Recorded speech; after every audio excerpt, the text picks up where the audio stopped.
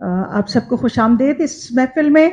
آج ہم جس کتاب پر بات کرنے والے ہیں وہ سید خاور مہدی نے کمپائل کی ہے, تحقیق کی ہے, اس پر اسے کی ایڈیٹنگ کی ہے اور اس کو کمپائل کیا ہے.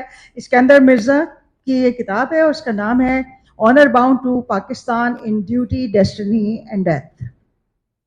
اس میں بحث کے لیے ہمارے ساتھ موجود ہیں, گفتگو کے لیے جاوید جبار صاحب اور ڈاکٹر سید جعفر احمد, اور ان کے تعارف کے لیے میں بلاؤں گی امینہ سید صاحبہ کو. تو یہ ہمارا آج کا پروگرام ہے.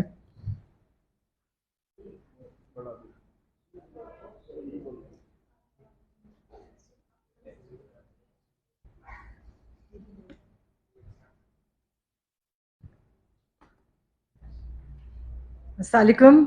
بہت شکریہ کہ آپ لوگ سب تشریف لائے. اور آج جو گفتگو ہوگی وہ اس کتاب پہ ہوگی, honour bound to Pakistan in duty, destiny and death, Iskander Mirza, پاکستان's first elected president's memoirs from exile.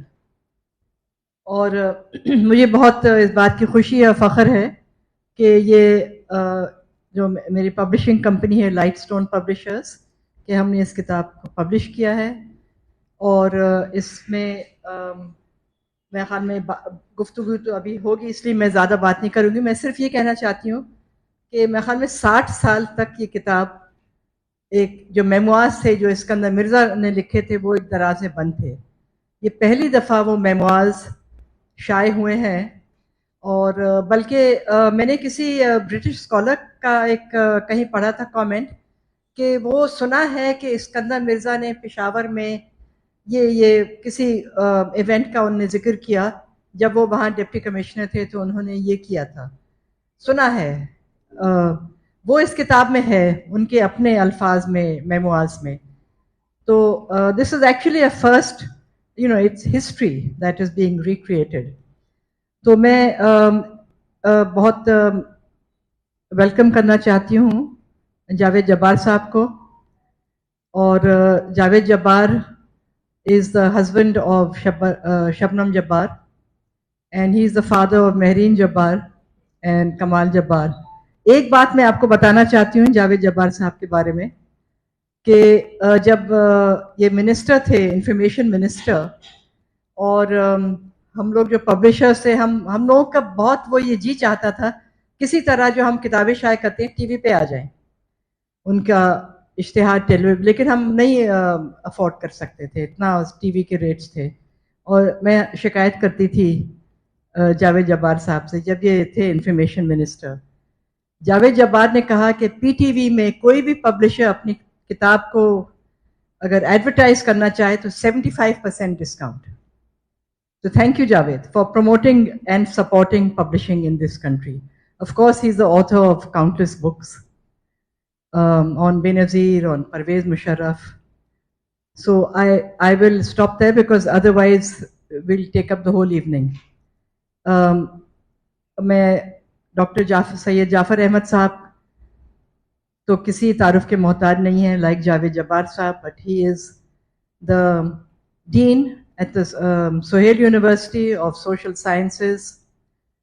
Before that, he was for 16 years at Karachi University as director of the Pakistan Study Center. He is the author and compiler of over 30 books. And actually, Dr. Syed Ja'far Ahmad is a public intellectual and academic who has published widely in academic journals, and he speaks at various forums on education. So I'd like to welcome Dr. Syed Ja'far Ahmad and Jawed Jabbar and Mr. Khawar, Syed Khawar Mehdi, who's sitting right here. Khawar has compiled and edited this book. He's done all the research for this book. It has some really, I think we spend hours in selecting photographs because you had collected all the photographs, which are, again, they're outstanding, these photographs of Iskander Mirza as an official, in his various roles. Some very rare and very precious photographs are in the book, which have been collected painstakingly by Sayyid Khawar Mehdi. And above all, I think, apart from compiling and editing and researching for the book, the work that you have done on Gwadar, on the Gwadar papers from the British Library and British Archives, that is something that is really not available. And so it's all here in this book. And also the interview that M.A.H. Isfahani had of Iskander Mirza, that the transcripts are given over here. It's a very historical interview. So may I now please hand over to the speakers and request you to please come and begin the discussion. Thank you. Assalamu alaikum. A big thank you to Dr. Tanveer Anjum for organizing this. I think this is such a wonderful writers and readers cafe. Thank you so much, Tanveer, for organizing this wonderful event. And thank you to the Arts Council.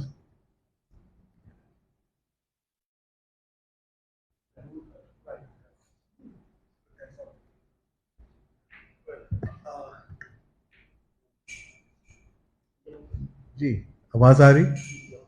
اچھا یہ نہیں کام کر رہا ہے. Hello جی. Well good nearly good evening. It's nearly 6 PM. جی السلام علیکم اینڈ ویلکم آل. آج کا جو فارمیٹ ہے ہمارا, کیونکہ we don't actually have a formal moderator, I will start with a formal introduction of the book, why the book and why at this time so late. وہ basically میں بتا کے I will move on to select ایکسرپٹس.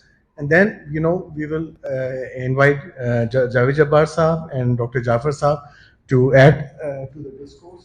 So, agar is kitab pe aaye ki what took so long to publish it, these memoirs. Ye memoirs mujhe mili hain takriban 2006 mein. And at that time I was with the corporate sector and too busy to give it time.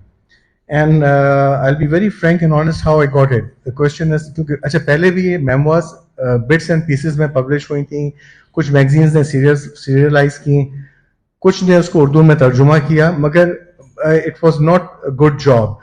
bahut hi buri tarah se editing hui thi. Actually the rule is you don't touch the memoir, you don't edit the memoir as such, you let it as it is. Maybe typo hai, grammar hai, usko aap correct kar lo, zyada kuch mat karo. جن لوگوں نے بھی یہ اپنے سر یہ کام لیا, ان لوگوں نے اس میں کافی ایڈیشنز, ڈیلیشنز اور چینجز کیے تھے, جس کی وجہ سے بالکل ہی ڈسٹارٹ ہو گئی تھیں. تو خیر, کیونکہ جب مجھے اوریجنل مینوسکرپٹ ملی تو I was quite fascinated and it was very exciting. It was really like living through the history while I was reading it. And so اب سوال یہ ہوتا ہے کہ کہاں سے آئی. These I got from my wife's mother. Now my wife, she is the granddaughter of Iskander Mirza, but for me that was not good enough a reason to pursue it. The more I read it, the more I realized that the only narrative we have today in Pakistan with respect to Iskander Mirza is that was established by General Ayub Khan. اور مزے کی بات یہ کہ ہمارے society میں, پاکستان میں, جو لوگ اپنے آپ کو ترقی پسند بھی کہتے ہیں, جو کہ ایوب خان کے ڈیڈ اگینسٹ تھے, انہوں نے من as it is Ayub Khan کا نیریٹو پیرٹ کرتے ہیں when it comes to Iskandar Mirza. کوئی اپنی اوریجنل تحقیق نہیں ہے, کوئی اوریجنل سورسز نہیں ہے, اس کو پک کر کے ریپیٹ کرتے ہیں. سو یو سی, تنقید کرنا ان کا حق بنتا ہے. Yes, there were issues with his policies, his governance, but please, for God's sake, don't repeat a narrative that was all basically, it was created and it was fabricated. So uski wajah se I realized that I have to bring it out and publish it very professionally. تو یہ میں نے اپنے ذمے سر اس چیز کو لیا میں نے, اور it took me a good 7 years by the time I had some time to start working on it, and in all I took about 5 years putting it all together. کافی اس کے لیے تحقیق کرنا پڑی, نیشنل آرکائیوز برٹن جانا پڑا, Wilson centre in USA, then Arabian Gulf Digital Alliance. Actually, to be honest, the first interesting clue I got was from Arabian Gulf Digital Alliance. جب میں ان پر research شروع کیے تو پتہ چلا کہ اسکندر مرزا پہ بہت کچھ مواد وہاں پہ موجود ہے, in Oman. So I was very curious of all the places, Oman میں کیسے پہنچ گیا. تو جب عمان میں اس کو زیادہ ڈیپ ہم نے ڈائیو لگائی تو پتہ چلا کہ وہ گوادر سے ریلیٹڈ سارے پیپرز ہیں, and that I was not expecting. So khair, I called a few people there, and they sent me some scans, declassified the information. This was Foreign Office correspondence between Pakistan and Great Britain, but us waqt mein Oman jo tha, Great Britain unse share correspondence was shared with Oman. So usme inka role pata chala, and which was very fascinating.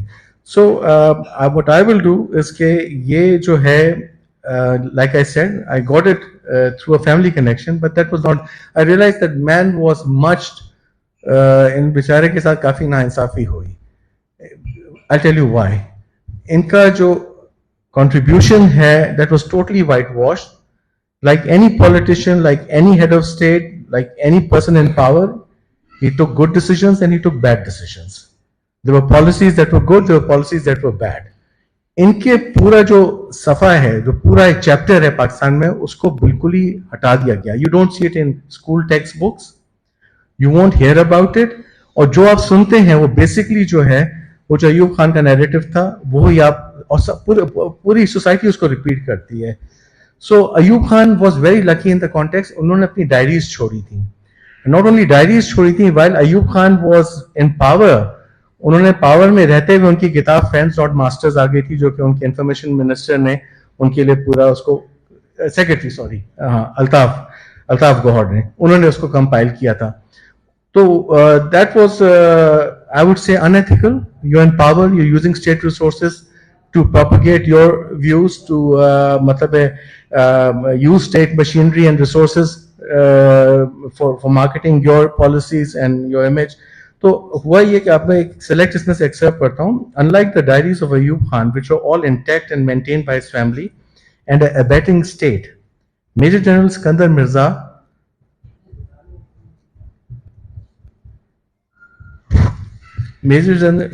wasn't fortunate enough, and all his diaries, personal papers and belongings were either confiscated on special orders of General Ayub Khan or destroyed. All these years, Iskander Mirza's character assassination became fashionable, and no opportunity was missed to attack and besmirch his reputation and blame him for anything and everything that went wrong in Pakistan.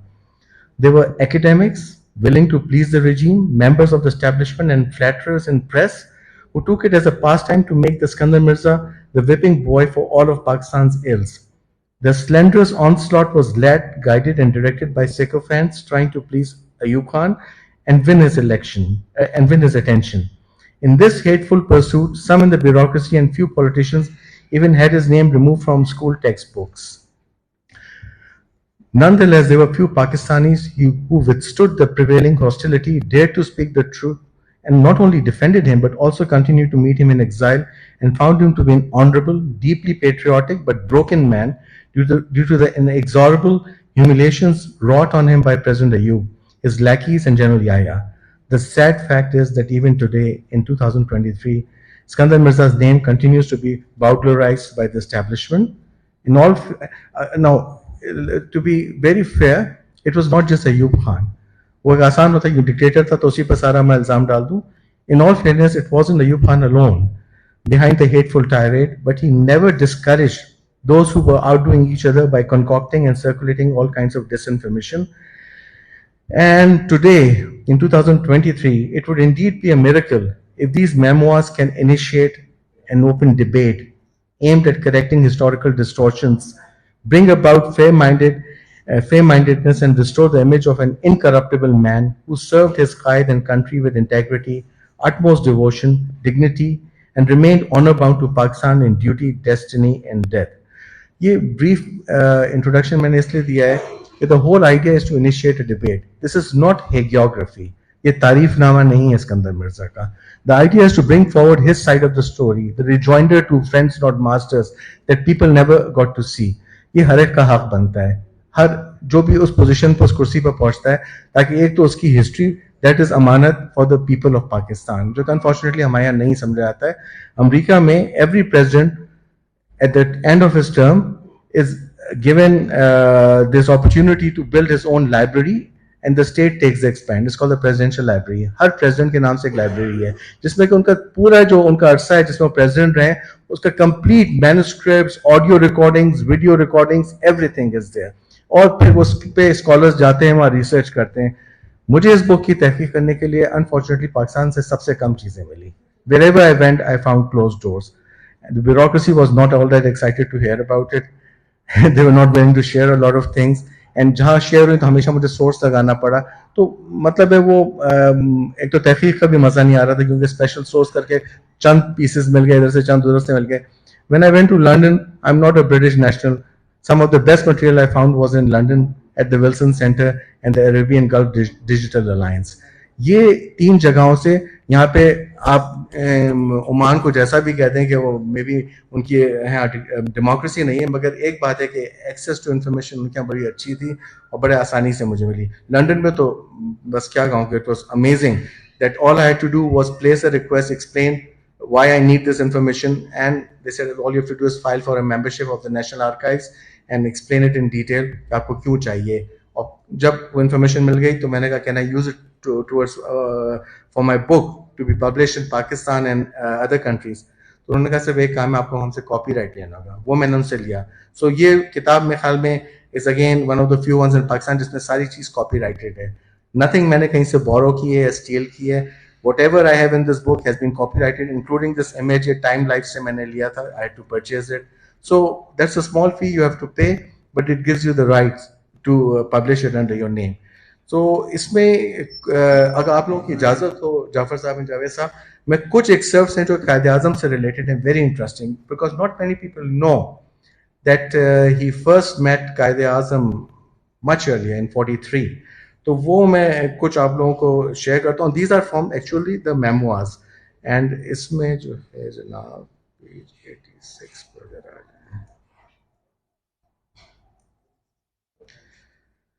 جی یہ مارچ 1943 کا ذکر ہے. March 1943 ہی was at that time in K P جو آج کل ہم کے پی کہتے ہیں NWFP اس وقت کا. About the end of March 1943, I was invited to a tiger shoot by His Highness the late Nawab of Bhopal, Nawab Hamidullah Khan. I stopped at Delhi on my way back to Peshawar and went to see Nawabzada Liaqat Ali Khan, an old friend of mine. The same evening, he telephoned me and said Quaid-e-Azam Muhammad Ali Jinnah wanted to see me urgently next morning at 11 a.m. I hardly knew Mr. Jinnah and could not imagine why he wanted to see me. However, I went. Mr. Jinnah met me in his study and opened the conversation by saying that he knew my mother well. He had worked with her in 1912 in organizing relief supplies to Turkey during the Balkan War. He then rather surprisingly asked, "Are you a Muslim?" This seemed a rhetorical question and I replied, "We have been Muslims since the time of Prophet. We are no converts." This was actually a hit, Jinnah then said, "Do you recognize me as the head of the Muslims of India?" I replied, "I recognize you as the political head of the Muslims of India." He then came straight to the point. He said he was trying to bring about a Muslim government in areas where Muslims were predominant, but there was no Muslim League government in any of the provinces. He added that he had been reliably informed that if I tried, I could organize the formation of a Muslim League in NWFP, and if I accepted him as the leader of the Muslims of India, I must do as he asked. I replied that I was merely the Deputy Commissioner of Peshawar. The only man who could do what he wanted was Sir George Cunningham. I added that Muslim League hardly existed in the province. He replied that he wanted a promise from me that I would try my utmost. I had no option but to give him this promise. So basically, this is the first meeting that he had with Jinnah Sahab, and that was his first interaction. Though इनकी वालदा का इनको भी नहीं पता था कि पहले से उनके साथ relief activities में वो involved थी. Another very interesting incident. Now here is a select portion. Although Muslim pressure for Pakistan was increasing, there was still no sign that the British government would give way on this issue. Thus, it was February 1947. वो 43 था, हम 47 में आ गए. It was February 1947 that Quaid-e-Azam telephoned me and asked me to come over in the evening to see him. His way of dealing with a tricky problem was very clever, so I thought. He started by asking me if I still regarded him as the leader of the Muslims of India and would I obey his orders. In the situation I was in, I could only reply yes. He then went on to say that he was afraid he was not going to get Pakistan unless some serious trouble was created.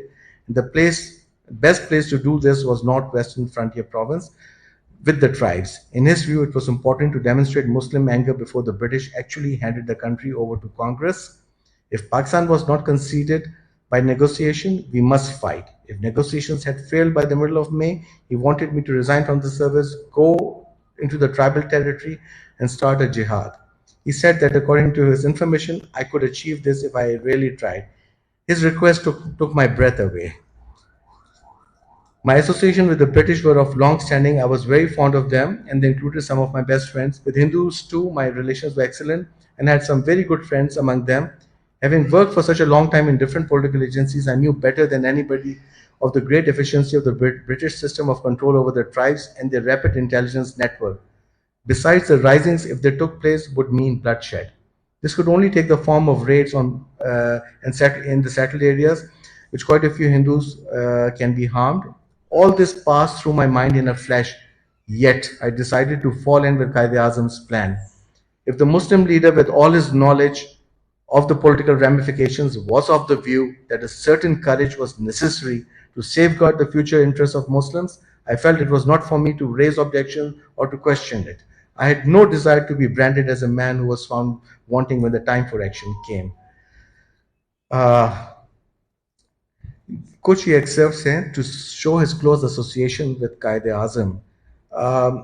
एक चीज़ जो है कि लोगों को generally तासुर है कि पाकिस्तान जो बना है it was made by Quaid-e-Azam and Muslim league. जिन्ना साहब करेक्टेड इट एंड वेरी मतलब straight language. This incident shows that Quaid-e-Azam had great determination and was prepared for any action if in his view it was necessary for a particular course. Quaid-e-Azam took no advice and acted on his own. He had no illusions about the Muslim League.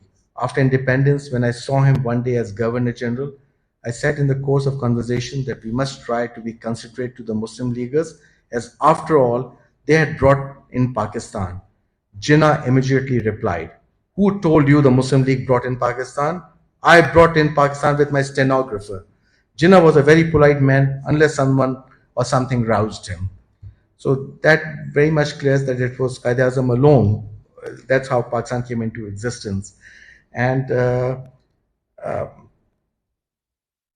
they used to meet at least once a week. This is in 47, jab tak Quaid-e-Azam hayat the. Once a week he would brief him on the military matters. Jinnah would never interfere in military matters. ये क्योंकि defence secretary थे तो ये brief करते थे. But he never found him to be interfering. But he was a very sharp, intelligent person according to him, and it didn't take much for him to, understand the military matters and the policies.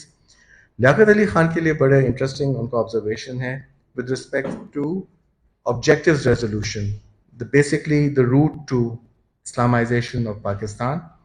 According to Iskander Mirza, although I admired Liaquat Ali Khan as Prime Minister and honored him as a selfless patriot, I observed one development with apprehension.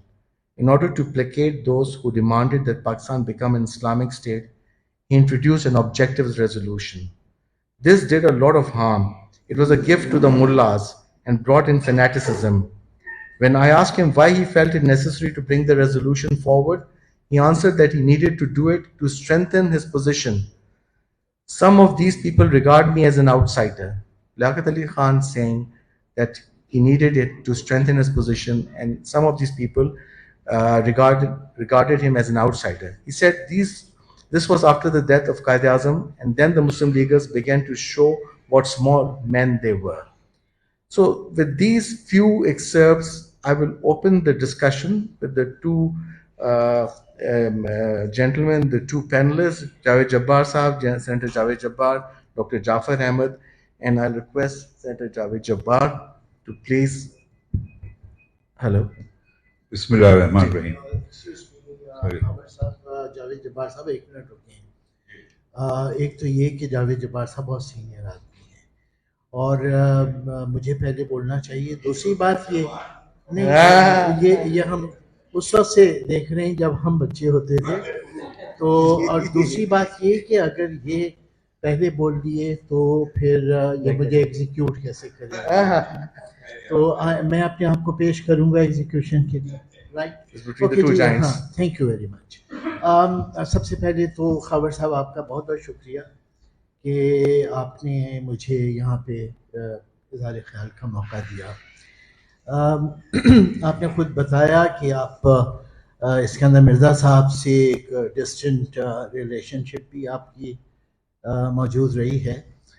مجھے لگتا ہے کہ اس صورت میں کام آپ کے لیے کافی مشکل رہا ہوگا، کیونکہ پھر پڑھنے والا یہ دیکھے گا کہ یہ اپنے سبجیکٹ کے بارے میں کتنے آبجیکٹو ہو سکتے ہیں یا کتنے سبجیکٹو ہوں گے. حمیدہ کھوڑو صاحبہ نے جب ایوب کھوڑو کی بایوگرافی لکھی تھی تو میں نے اس کے اوپر ایک ریویو لکھا تھا، اور بہت بڑا ریویو تھا.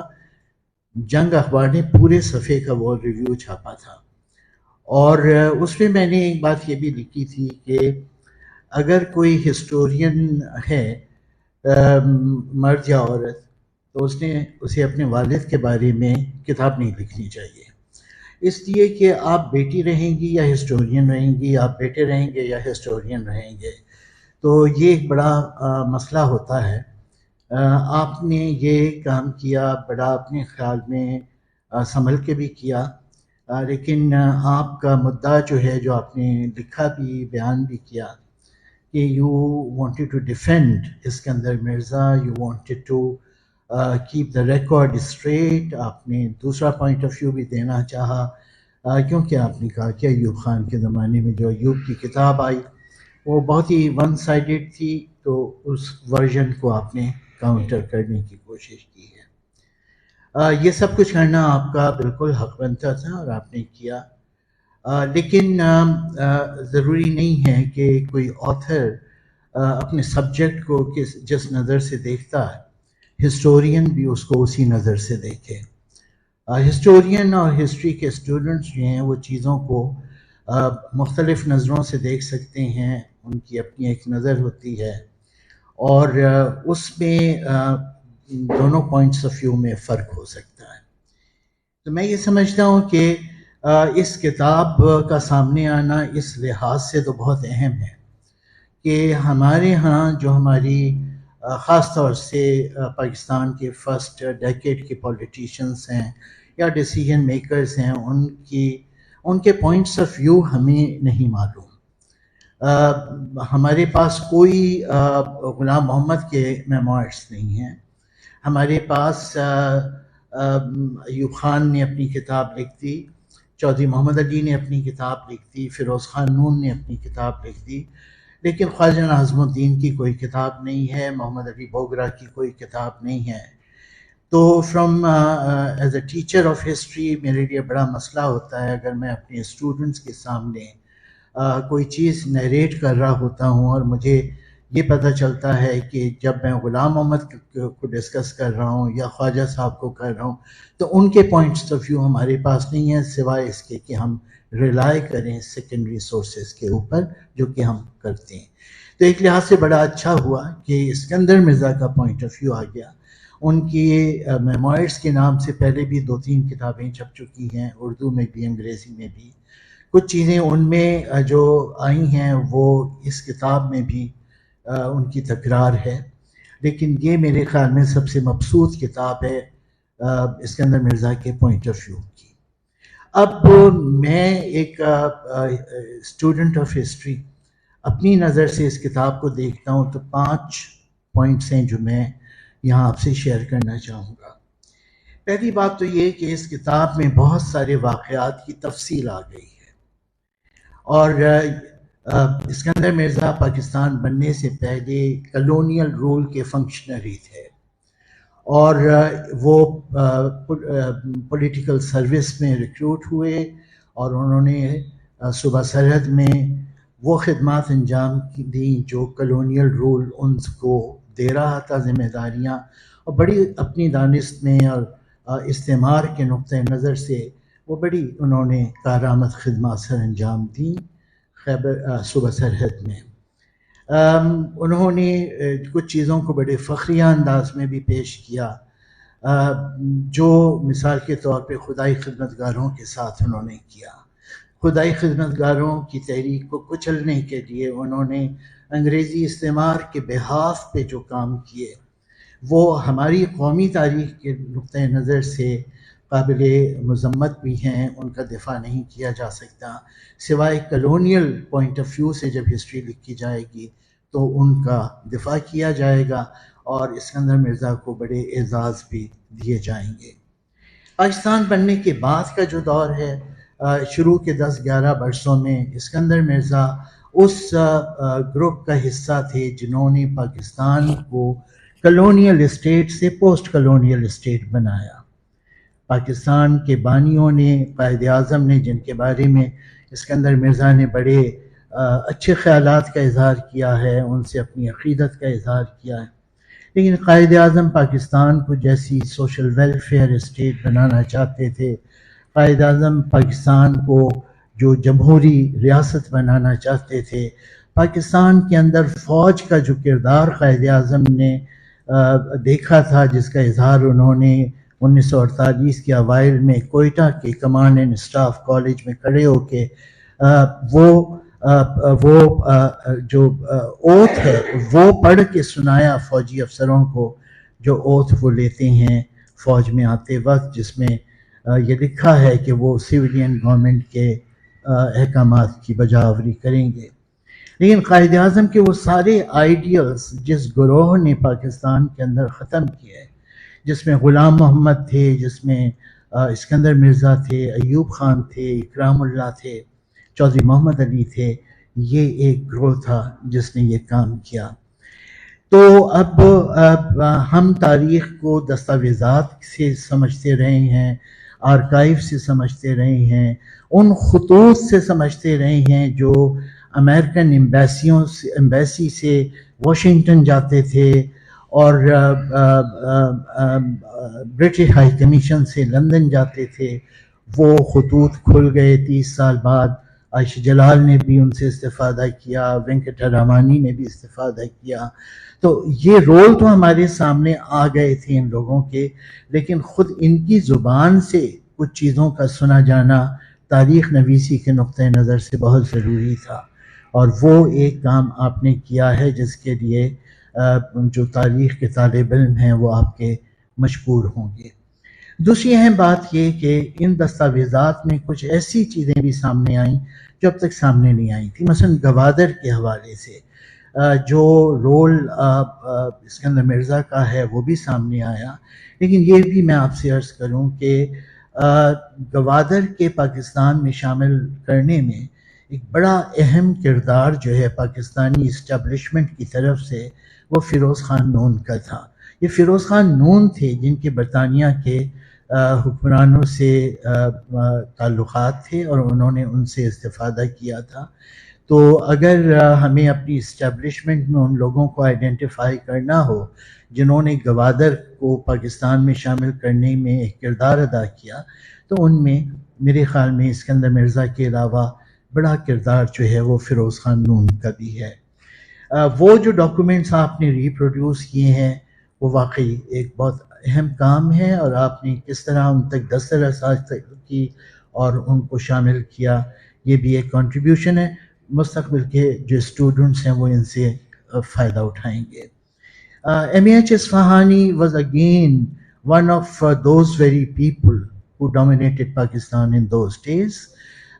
ان کا انٹرویو ہے جو انہوں نے کیا ہے اسکندر مرزا سے، یہ بھی میں آپ لوگوں کے علم میں لاؤں کہ 1954 میں اکتوبر میں جب غلام محمد نے اسمبلی توڑی، اور اسمبلی 24 اکتوبر کو توڑی گئی، اس سے پہلے وزیر اعظم محمد علی بوگرا صاحب جو کہ امریکہ گئے ہوئے تھے، انہیں وایا لندن پاکستان آنا تھا، تو ایوب خان اور اسکندر مرزا نے لندن میں ان کو سمجھے کہ پکڑا اور ان سے کہا کہ جی آپ فوراً ساتھ چلیں اور آپ کو گورنر جنرل بلا رہے ہیں۔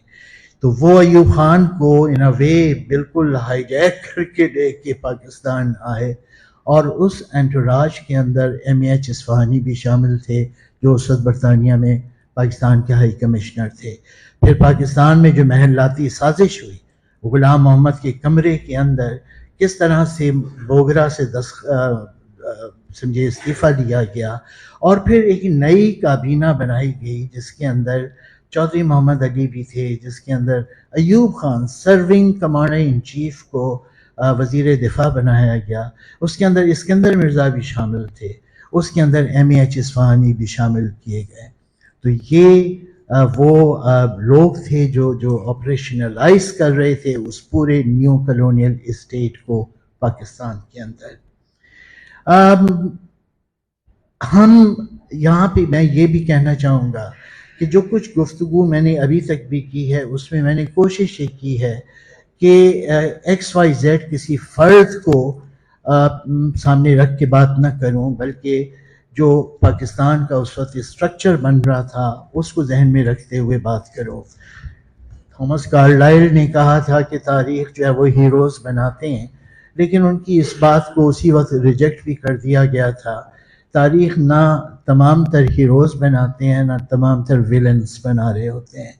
تاریخ بنتی ہے سماج کے حقائق سے، تاریخ بنتی ہے ریاست کی نوعیت سے، تاریخ بنتی ہے معاشی اور سیاسی نظاموں کے تناظر سے، اور معاشرے کے اندر جو تضادات کی نوعیت ہے، جو کشمکش ہے معاشرے کے اندر، اس کے تناظر کے اندر تاریخ کا ارتقاء ہوتا ہے، اور اس کے تناظر میں پھر ہم افراد کے رول کو بھی جانچنے کی کوشش کرتے ہیں. تب ہم یہ دیکھتے ہیں کہ اگر ایک برا نظام ہے تو کون لوگ تھے جو اس نظام کی بقا کے لیے کام کر رہے تھے، جو جمود کے لیے کام کر رہے تھے، اور کون لوگ تھے جو اس نظام کو بدلنا چاہتے تھے، جو مزاحمت کر رہے تھے. اس لحاظ سے ہم دیکھیں تو پاکستان کے ابتدائی جو 11 برس ہیں، ان 11 برسوں کے اندر بظاہر ہمیں ایک سیاسی فارمیشن بھی نظر آتی ہے. کبھی لیاقت علی وزیر اعظم ہوتے ہیں، کبھی خواجہ ناظم الدین وزیر اعظم ہوتے ہیں، کبھی جو ہے وہ محمد علی بوگرا اور سہروردی اور چندریگر اور فیروز خانون. لیکن حقیقت یہ ہے کہ ایکچوئل پاور ہولڈرز وہ لوگ تھے جن کے ابھی میں نے نام لیے ہیں. اب وہ صورت یہ ہے کہ مشہور تھنکر ہیں، سوشل سائنٹسٹ ہیں، پروفیسر حمزہ علوی صاحب، انہوں نے اپنے ایک آرٹیکل میں لکھا کہ پاکستان کی ان 11 برسوں میں کراچی میں جو کہ دارالحکومت تھا 2 حکومتیں تھیں، ایک ویزیبل گورنمنٹ تھی اور ایک انویزیبل گورنمنٹ تھی. ویزیبل گورنمنٹ جو تھی اس کے اندر وہ لوگ تھے جو ہمیں وزیر اعظم کی حیثیت سے نظر آ رہے ہوتے تھے، کبھی مسلم لیگ کے ہیں، کبھی وہ جو ہیں ریپبلکن پارٹی کے ہیں، لیکن عملاً اقتدار جو تھا وہ ان 7-8 لوگوں کے پاس تھا. یہ وہ لوگ تھے جنہوں نے پاکستان کو سیٹوں اور سینٹوں کا حصہ بنایا. یہ وہ لوگ تھے جنہوں نے پاکستان کے لیے وہ اکنامک فلسفی کنسیڈر کی جس پہ وہ اس ریاست کو چلانا چاہتے تھے. یہ ہمیں جو ہیں ورلڈ بینک اور IMF کی طرف لے کے گئے. انہوں نے پاکستان کا ایک نیشنل سیکیورٹی اسٹیٹ کا کریکٹر ڈٹرمن کیا. یہ جو گروپ ہے، ہم اس کے اب مجھے اس میں کوئی بہت زیادہ انٹرسٹ نہیں ہے، صرف دلچسپی ہو سکتی ہے کہ ایوب خان اور اسکندر مرزا میں کیا لڑائی تھی. کتاب کہتی ہے کہ دونوں میں 25 سال کی دوستی تھی. 50 سال کی دوستیوں کے بعد بھی ایک دوسرے کو دغا دی جاتی ہے، اور کیا کہیں اس طرح کی دوستیوں کے بارے میں کہ عبرت سرائے دہر ہے اور ہم ہیں دوستوں. تو یہ تو ہمارے سارے حکمران طبقوں کی بات ہے کہ ہر 2 مہینے اور 3 مہینے بعد ہم دغا بازی کی اور ایک دوسرے سے منحرف ہو جانے کی کہانیاں سنتے ہیں. اسکندر مرزا تو مجھے بہت نائیف لگے کہ وہ یہ سوچ رہے تھے کہ میں ماشاء اللہ لگاؤں اور ایوب خان کو ماشاء اللہ ایڈمنسٹریٹر بناؤں، اور ایوب خان پھر مجھے صدر کے طور پہ کنٹینیو کریں گے. ایوب خان اتنا ہوشیار آدمی تھا، وہ تو مئی میں امریکہ جا کے CIA کے ساتھ طے کر چکے تھے کہ پاکستان میں جمہوریت سے کوئی توقع نہ رکھیے گا، جمہوریت آ گئی تو ڈی اسٹیبلائز ہو جائے گا، پاکستان کمیونزم کے خلاف کوئی آپ کے لیے رول پلے نہیں کر پائے گا. آپ بجائے اس کے کہ سیاسی جماعتوں کے اندر اپنے گھوڑے ڈھونڈیں، آپ بہتر ہے کہ فوج کے اوپر ٹرسٹ کریں. ایوب خان کی دوستی تھی ایلن ڈلس کے ساتھ. جو CIA کے سربراہ تھے، اور وہ بھائی تھا جان فاسٹر ڈلس کا جو وزیر خارجہ تھا. سو ایوب خان نے امریکی اسٹیبلشمنٹ کو یہ میسج دیا. اکتوبر میں ماشاء اللہ لگانے سے پہلے وہ یہ کام کر کے آ چکے تھے، اور جب 7 اکتوبر کو اسکندر مرزا نے ایوب خان کو بلا کے کہا کہ جی میرا خیال ہے کہ ہمیں ماشاء اللہ لگانا چاہیے، آپ ماشاء اللہ لگا دیں، تو ایوب خان نے کہا کہ ماشاء اللہ ضرور لگائیے، لیکن اس کا اعلان آپ کی طرف سے ہونا چاہیے. سو فوراً ایوان صدر میں ڈھونڈا گیا ٹائپسٹ اور وہ جناب اسکندر مرزا کی طرف سے وہ اعلان جاری ہوا. اسکندر مرزا نے 1956 کے دستور کو کالعدم قرار دیا. ایگزیکٹلی یہی کہانی 1969 میں ریپیٹ ہوئی جب ایوب خان نے یحییٰ خان کو بلا کے کہا کہ آپ ماشاء اللہ لگا دیں، تو اس نے کہا سر ماشاء اللہ آپ لگائیں، اور ایوب خان نے ماشاء اللہ لگایا. ایوب خان نے 19 کو ایبروگیٹ کیا. تو کون برا تھا کون برا تھا، یہ بڑی انسگنیفیکنٹ بات ہے. سگنیفیکنٹ بات یہ ہے کہ ایک کوٹری ہے، وہ کوٹری ایک رول پلے کر رہی ہے، پرو امریکن اسٹیبلشمنٹ ہے، پاکستان کو نیشن سیکورٹی اسٹیٹ بنانے والی اسٹیبلشمنٹ ہے.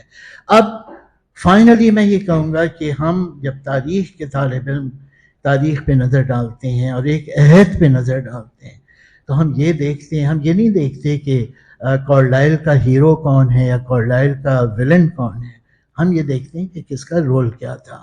پاکستان کی تاریخ کو بہت آرام سے آپ ایک لائن ڈرا کر سکتے ہیں، اس 11 سال میں بھی ایک لائن ڈرا کر سکتے ہیں. ان 11 سالوں میں ایک طرف آپ کو خان عبدالغفار خان نظر آئیں گے، عبدالصمد اچکزئی نظر آئیں گے، میاں افتخار الدین نظر آئیں گے، حسین شہید سہروردی اور بھاشانی نظر آئیں گے، وہاں پہ آپ کو جی ایم سید نظر آئیں گے، غوث بخش بزنجو یہ وہ لوگ تھے جو سن آف دا سوائل بھی تھے، جو اپنے لوگوں کے ساتھ مخلص بھی تھے. ان میں کوئی بے ایمان نہیں تھا، کرپٹ نہیں تھا. آج تک ان جتنے نام میں نے لیے ان میں سے کسی کے اوپر کرپشن کا الزام نہیں ہے. اور دوسری طرف کون لوگ تھے؟ غلام محمد تھے، ایوب خان تھے، چودھری محمد علی تھے، اسکندر مرزا تھے. یہ وہ ایلیمنٹ تھا جو پاکستان کو ایک دوسرے رخ پہ لے جا رہا تھا. ہماری تاریخ کی ڈویژنز بالکل کلیئر ہیں، اور میں سمجھتا ہوں کہ آپ کی کتاب کا کنٹریبیوشن یہ ہے کہ جو ہمارے تجزیے ہیں ان تجزیوں کو مزید تقویت حاصل ہوتی ہے ان شہادتوں سے اور ان توثیقی عبارتوں سے جنہوں نے اس کتاب میں جگہ پائی ہے. بہت شکریہ. جی شکریہ ڈاکٹر جعفر صاحب. So before I proceed, with reference to آپ نے خان عبدالغفار خان کا ذکر کیا، آپ نے اور بھی لوگوں کا ذکر کیا، آپ نے بزنجو کا اینڈ اچکزئی کا. میں صرف ایک بات کہنا چاہ رہا ہوں کہ he in the book has acknowledged کہ Pakistan was created by Muhammad Ali Jinnah, but independence also came with the results of sacrifices by Gandhi, Moti Lal Nehru, Jawahar Lal Nehru, Maulana Muhammad Ali, Abdul Ghaffar Khan, Khan Sahab, and hundreds of others who are totally unacknowledged in Pakistan today. Many of those in Pakistan who claim credit for leading the freedom struggle in later years did little or nothing at the time. Some of those who came to the top of the Muslim League, came to the top in the Muslim League after the death of Quaid Azam had only joined because they were refused place in the Congress. So, اسی سلسلے میں Iskander Mirza, when this is just around the time that Pakistan came into being, this is August 47, I was puzzled about which direction we were taking before we left for Delhi. I said to Quaid Azam one day, sir, we are all agreed to go to Pakistan, but what kind of government are you going to have? Are you going to have a type of government with the accent on Islam? Quaid Azam, with a very stern face, said, no, I'm going to have a modern government. So I expected that we were going to get a modern government where Islam would have its proper place, where people would follow their religion in their private life, not with religion being thrust down our throats for 24 hours of the day. But people like Maulana Maududi, who did their best to stop Pakistan coming to being, tried to take advantage of the new state with its Muslim majority to enforce their own fanatical views. یہاں پہ بات کو میں مختصر کر کے، آپ نے جب ذکر کیا کہ with reference to you divided the two into two lots, دو گروہ. تو Iskandar Mirza, you're right, he was an autocrat, he was an unelected autocrat compared to the elected autocrats in Pakistan. But آپ نے کرپشن کا بھی ذکر کیا. There's not one iota of evidence with respect to Iskander Mirza in terms of corruption. Rather, when he died in London, he died in abject poverty. ان کے medical bills تک paid نہیں تھے. تو یس, ہی واز لائک لیڈر. میں سلطان احمد صاحب ہوتے تھے, ہمارا ایک ایوننگ پیپر ہوتا تھا یہ لیڈر, اس سے بڑا اچھا انہوں نے لکھا. انہوں نے کہا an honest man with political short-sightedness. That was his way of describing Iskander Mirza. So I just wanted to add to that, Javed جبار صاحب. بسم اللہ الرحمن الرحیم. بہت شکریہ خاور مہدی صاحب دعوت کا, اور سنجم صاحبہ, انجم صاحبہ, آپ تو زمیندار ہیں اس ایریا کی, آپ کے بغیر تو ہم آ ہی نہیں سکتے تھے اندر. بہت خوشی محسوس ہو رہی ہے, دلچسپی محسوس ہو رہی ہے کہ اتنی کتابوں کو آپ نے چھپا کر رکھا تھا, کبھی غلطی نہیں کی تھی ہمیں دعوت دینے کی. یہ خاور مہدی صاحب کی وجہ سے ہم نے مداخلت کی, بہت شکریہ. یہاں پر مستقبل میں بھی آنے کی اجازت ہوگی؟ اچھا, شکریہ آپ کا. اور جی, ارے نور الہدا صاحب, میں تو ان کو بھی اکنالج کرنے والا تھا. I know, but بہت اچھا, بہت خوبصورت, ویری نائس, بہت خوب. اچھی کتابوں کی صحبت, اچھی خواتین کی صحبت کی تقریباً اتنی اچھی ہے. خواتین کی صحبت سے بہتر تو نہیں ہو سکتی, لیکن to have women and books together, ماشاء اللہ. اور سیل فونز بھی جاری ہیں, ایک خاتون سیل فون پہ ہیں, ایک اور خاتون شروع سے ہی اب تک سیل فون پہ لگی ہوئی ہیں, ماشاء اللہ. اتنی دلچسپ باتیں کی خاور مہدی صاحب نے, پھر جعفر صاحب نے کتنی روشنی ڈالی, واہ. اور اتنی انوکھی کتاب کے بارے میں گفتگو کی دعوت دی گئی. بہت مشکور و ممنون ہوں میں. میں سمجھتا ہوں کہ آپ دونوں نے بہت اچھی انداز میں کتاب کے کانٹیکس کو, اس کی تاریخی اہمیت کو, اور دیگر جو فیکٹرز ہیں اس کو ڈسکرائب کرنے میں آپ نے سین سیٹ کر دیا ہے. میں گستاخی کروں گا یہ کہنے کا کہ سب سے پہلے تو ہمدردی ہے خاور مہدی صاحب کے لیے. بہت ہی ایک مشکل پیچیدہ موضوع کو لے کر اس کے اوپر ایک کتاب لکھنا, ان کے میموارز کو نکالنا, بعض کی رائے میں it is the attempt to defend the indefensible, کیونکہ ایسا پکا بیانیہ بنا دیا گیا ہے 1958 سے ایوب خان کے ماتحت. ایکیڈیمک نیریٹو بھی کچھ حد تک, ایک ہمارا کنفارمسٹ ایکیڈیمیا ہے جو سلطنت یا ریاست کے بیانیے کو مستحکم بناتا ہے, جس کا حصہ جعفر صاحب بالکل نہیں ہے. اور جعفر صاحب کی خوبی یہ ہے کہ یہ بہت انفرادی سوچ رکھتے ہیں, آزادانہ سوچ رکھتے ہیں, لیکن کچھ ایسے لوگ ہیں, اور ہر ریاست میں ہوتی ہے یہ کوشش, کیونکہ ریاستیں اپنی تاریخ کے بارے میں بیانیے بناتی ہیں. اور رینن ایک فرینچ فلسفہ بیان کرنے والا بہت دلچسپ شخص تھا, اس نے کہا تھا to get history wrong is an essential part of becoming a nation. کہ تاریخ کو غلط بیان کرنا قوم بننے کا ناگزیر حصہ ہے. ہر قوم میں یہ ایک عادت ہوتی ہے, ایک کیفیت ہوتی ہے کہ کچھ جو تلخ باتیں ہوتی ہیں اپنی تاریخ کے بارے میں, ان کو یا تو بگاڑ کر پیش کیا جائے یا انہیں نظر انداز کر دیا جائے, تاکہ قومیت اور قوم کی گلوری اور اس کو ابھارا جائے, تو انکنوینئنٹ چیزوں کو یاد نہ کیا جائے. تو یہ ایک تلخ حقیقت ہے. لیکن مجھے ہمدردی خاور مہدی صاحب کے ساتھ یہ ہے کہ انہیں دفاع کرنا پڑ رہا ہے بڑی بہادری کے ساتھ, ایک ایسی شخصیت کو جو کہ بڑی کنٹروورشل ہے اور کچھ حد تک بڑی عزت کے ساتھ بدنام ہے. کوئی میں بد احترامی نہیں کر رہا مرحوم اسکندر مرزا صاحب کا، لیکن بدنام ہے کہ جی یہ پہلے شخص ہیں جنہوں نے آئین کو توڑا، حالانکہ وہ غلام محمد صاحب نے ہماری پوری کانسٹیٹیوئنٹ اسمبلی کو ڈیزالو کیا، اور جسٹس منیر صاحب کو بھی اعزاز یہ پہنچتا ہے کہ وہ غلط فیصلے کو انہوں نے سراہا. لیکن اسکندر مرزا صاحب کو خاص طور پر ذمہ دار ٹھہرایا جاتا ہے کہ انہوں نے مارشل لاء کو پہلی بار نافذ کیا سارے ملک میں.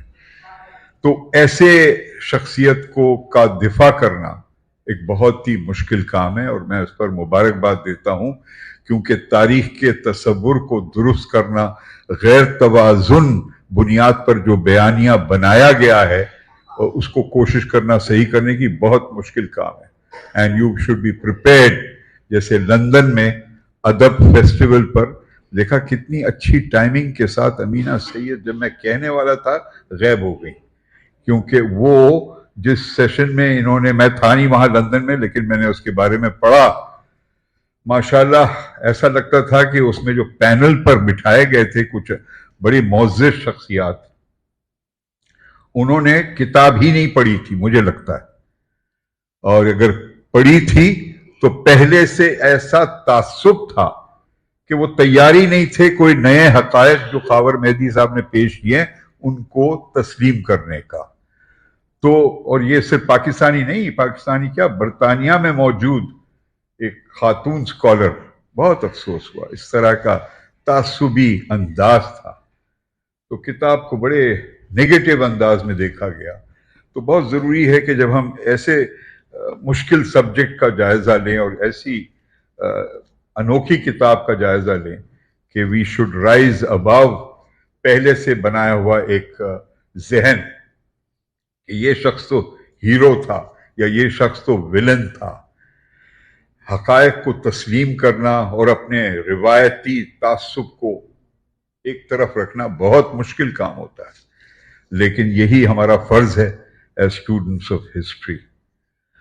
تو بظاہر تو یہ دس از اے بک اباؤٹ ون پرسن، لیکن یہ کتاب از اے ملٹیپلسٹک ایکسپیرئنس. یہ صرف ایک شخص کے بارے میں نہیں ہے، یہ شخص کے علاوہ کئی شخصیات کا اس میں ذکر آتا ہے، کئی پہلو، کئی مراحل پری 1947 کے بعد.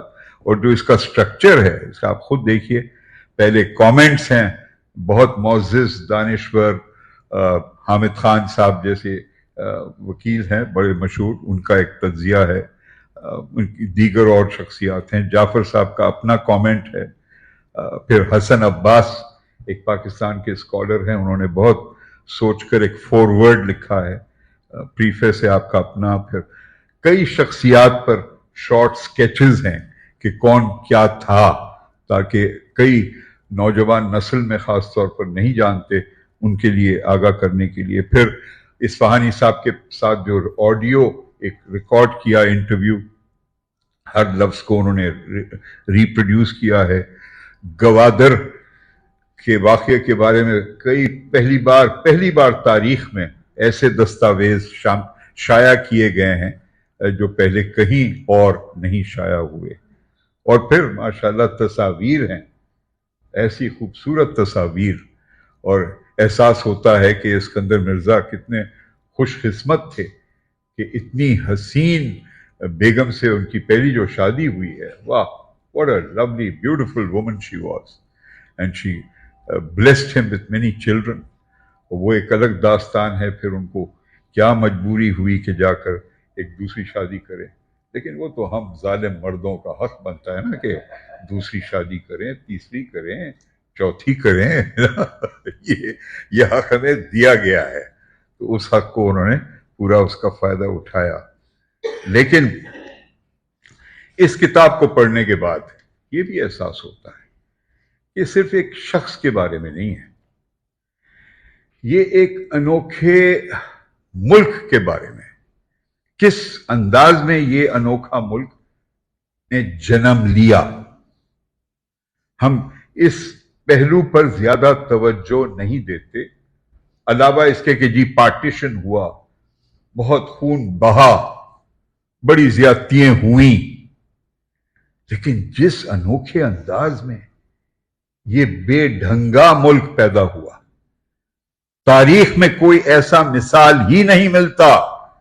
اقوام متحدہ کے 200 ریاستوں کی تاریخ اٹھا کے دیکھ لیں، کوئی ایسا ملک تھا جو 2 حصے پر مشتمل، دونوں حصوں میں تقریباً 50% آبادی، یہ نہیں کہ ایک میں سے 2% آبادی، جیسے ہوائی ہے امریکہ کا، بہت دور، 4000 کلومیٹر دور ہے، لیکن وہاں 2% آبادی ہے.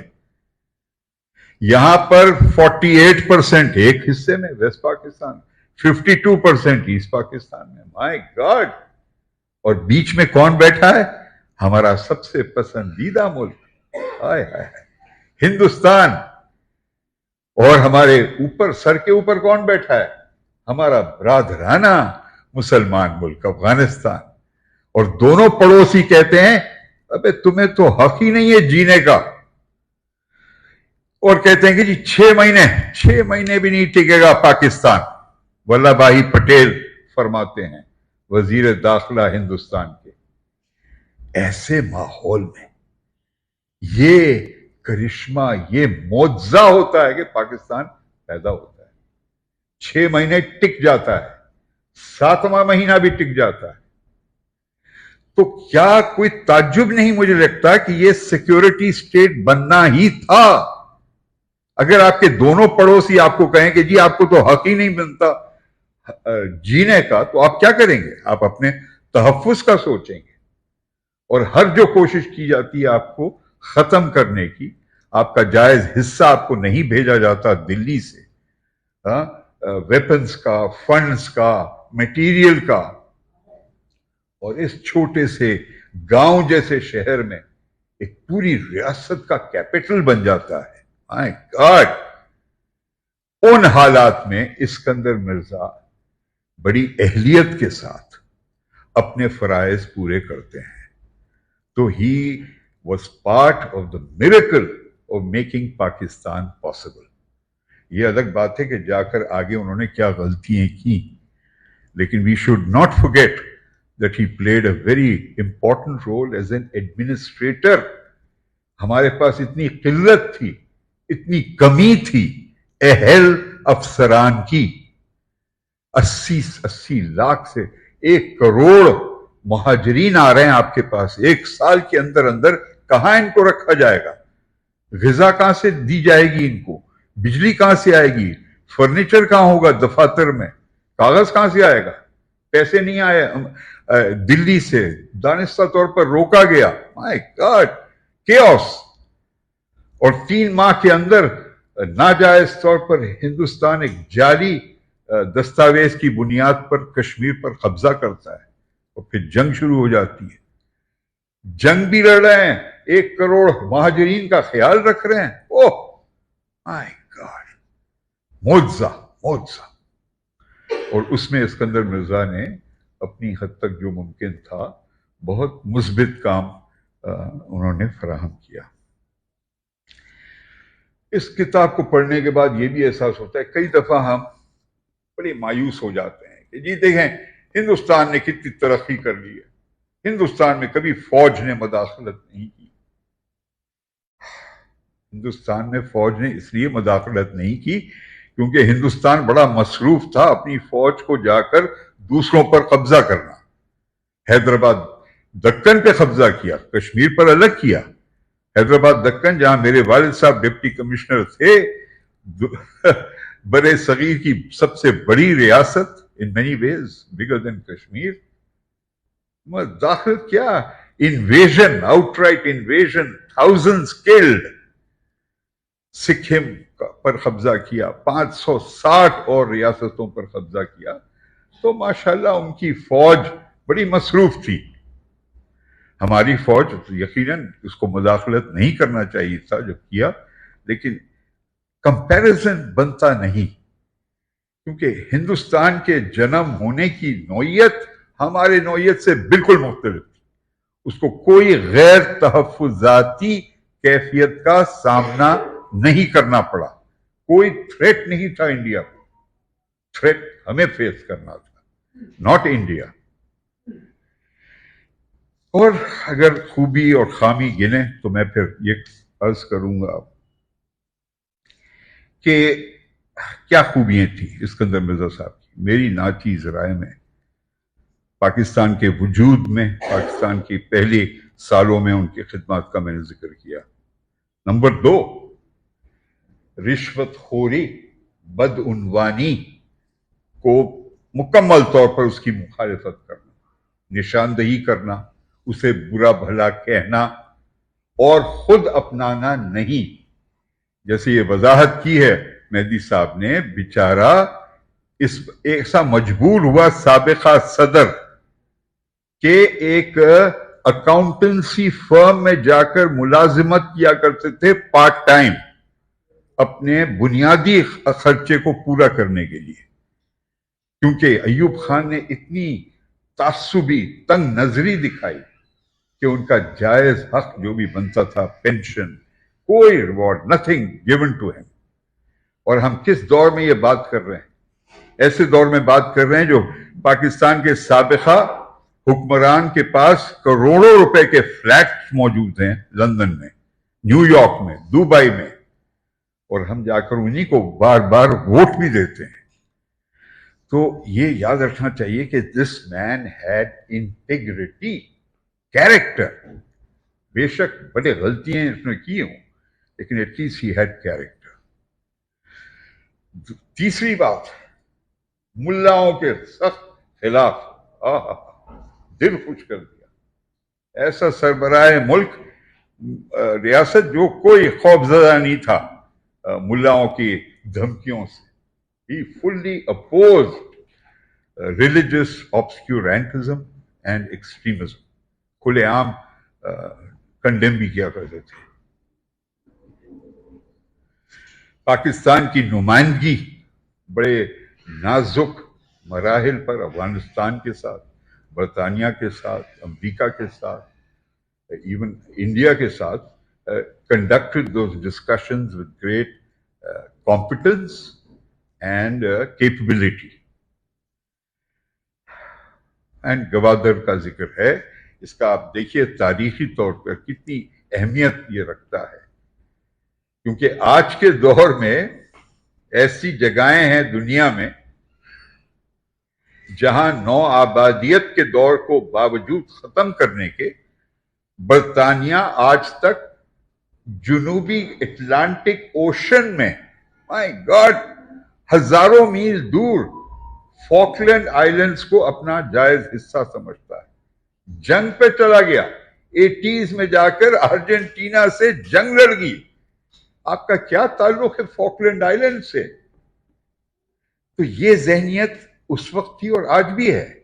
امریکہ آج تک پوزیس کرتا ہے گوام, پیسیفک اوشن میں. ارے اس کی ٹیریٹری کا پھیلاؤ صرف امریکہ, ہوائی, الاسکا نہیں ہے, پیسیفک اوشن میں بھی پھیلے ہوئے ہیں. ڈیگو گارسیا انڈین اوشن میں, وہاں بھی برطانیہ اور امریکہ موجود ہے. تو اس وقت اسکندر مرزا کا اس پہ زور دینا کہ گوادر عمان کا حصہ نہیں رہے گا, یہ واپس آئے گا, پاکستان کا حصہ بنے گا, required a very great understanding of geopolitical reality and the prospects of what was going to happen in the world. اور آخری بات جو ان کی خوبی کی بات, پاکستان سے ایگزائل ہونے کے بعد, زبردستی بھیجے جانے کے بعد, پاکستان کے خلاف, ایوب خان کے خلاف کبھی کچھ بولے نہیں. کتنا آسان تھا اپنے آپ کو ہیرو بنانا اور کہنا میرے ساتھ بڑی زیادتیاں ہوئی ہیں, ہر دوسرے ہفتے پریس کانفرنس سے ڈریس کرنا اور ان کی برائیوں کو اچھالنا, کیونکہ ان کو بڑے راز معلوم تھے ایوب خان صاحب کے بارے میں, لیکن کبھی نہیں اچھالا. I thought that was an act of great restraint and character and maturity. کیونکہ یہاں تو ماشاءاللہ جس دور میں ہم رہتے ہیں, فوراً آپ چلے گئے اپنے پلیٹلیٹس کی وجہ سے لندن، اور وہاں سے بیٹھ کر آپ ساری دنیا سے مخاطب ہوتے ہیں.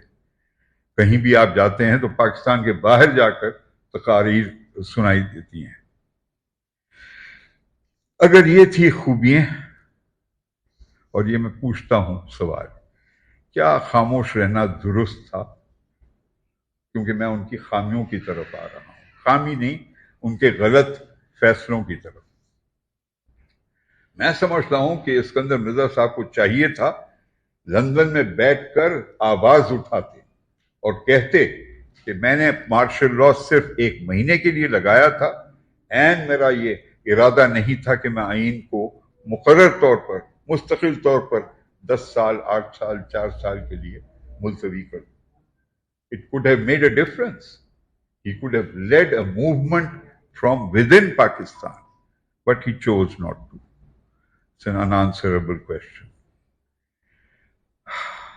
اگر غلط فیصلوں کی طرف آؤں، سب سے غلط فیصلہ تھا کہ commander in chief Pakistan army کو ایکسٹینشن دینا.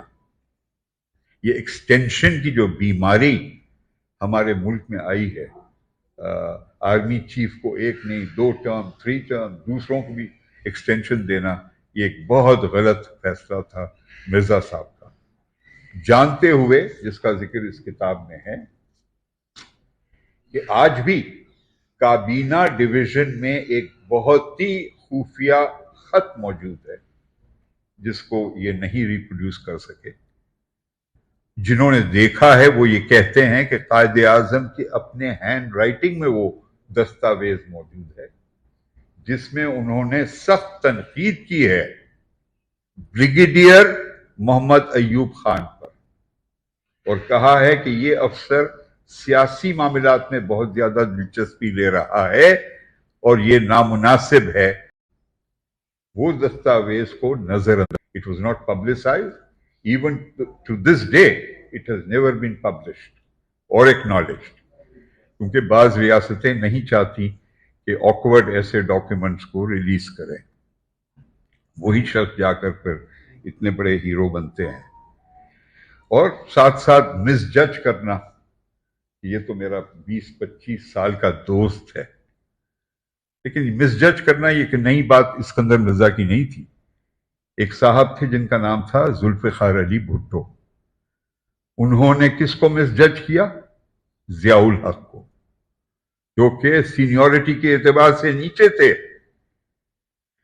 کیا ججمنٹ تھی یہ ذوالفقار علی بھٹو صاحب کی کہ اس قسم کے آدمی کو انہوں نے مسلط کیا پاکستان پر بائی مس ججنگ کیریکٹر.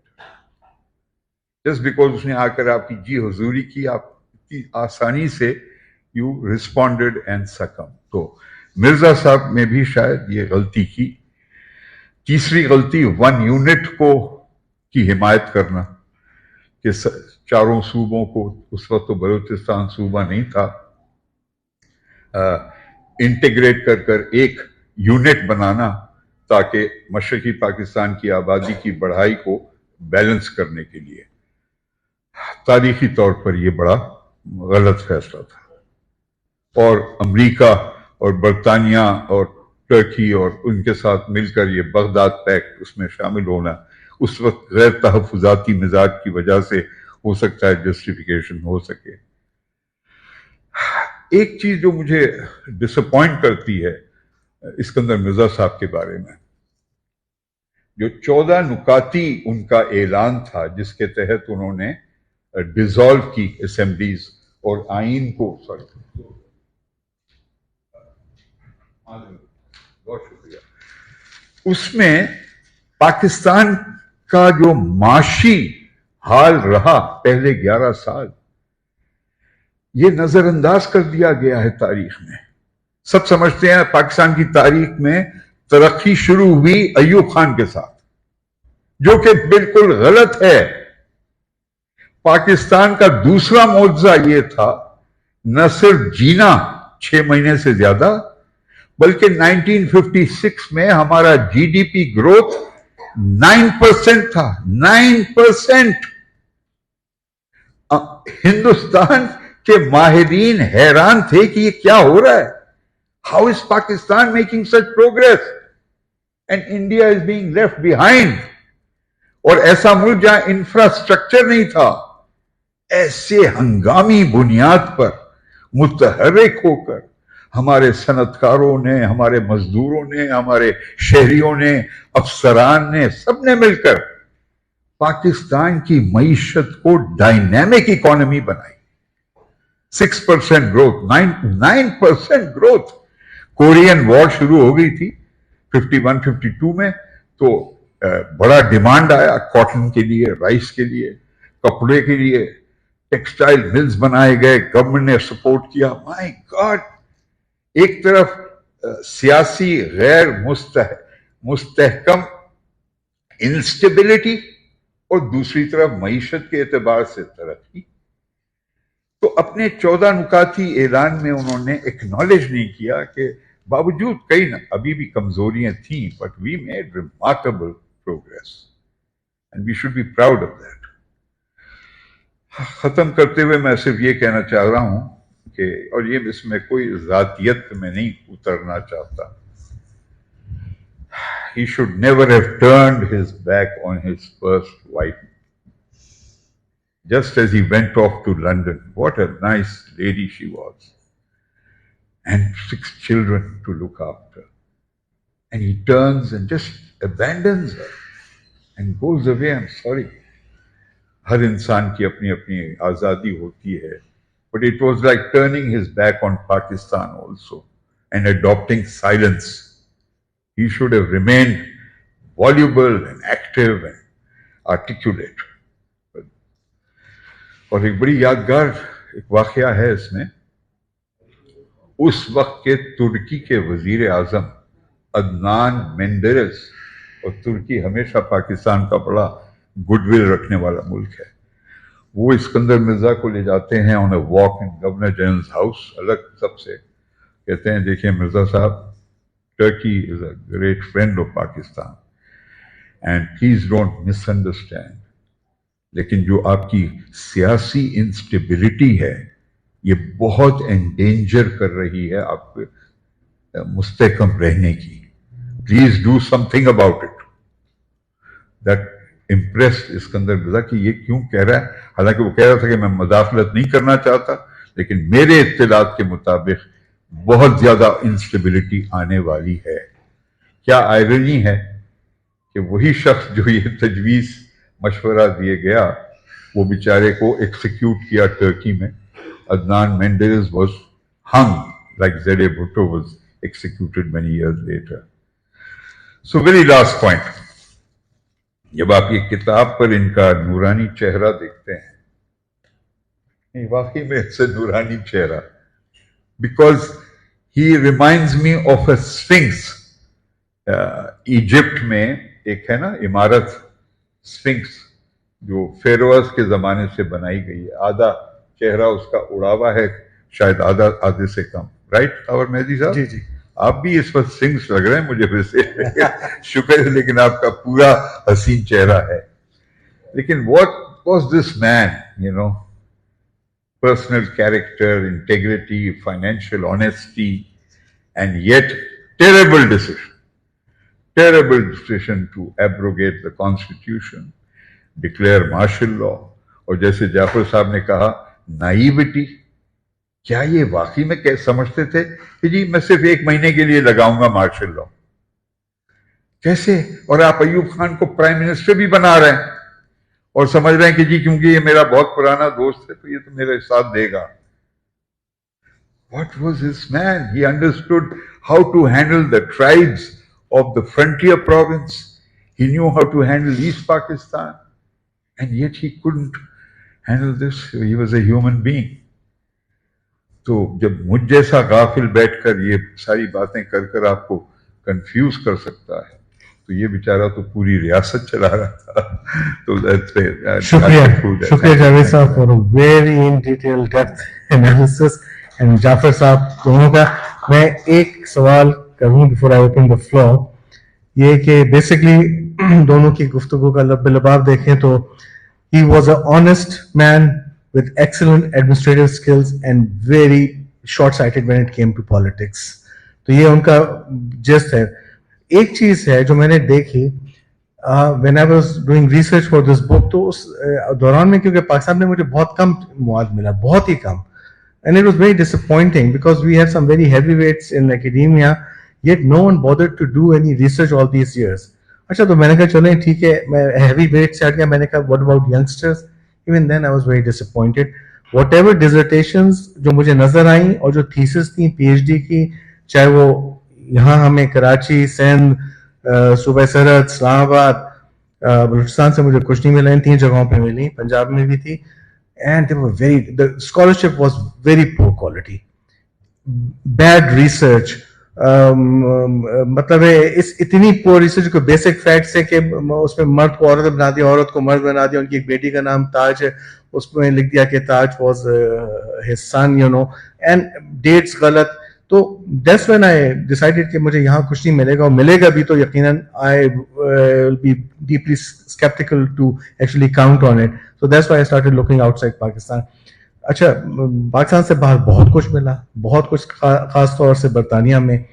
اچھا lately academics again outside Pakistan and scholars have started taking deep dives in that period, the first 11 years till the martial law. And as we all know, a nation is known by its history, and جو blocks ہوتے ہیں, nation building blocks come from your history. اور history کو کون note کرتا ہے؟ scholars کرتے ہیں, historians کرتے ہیں.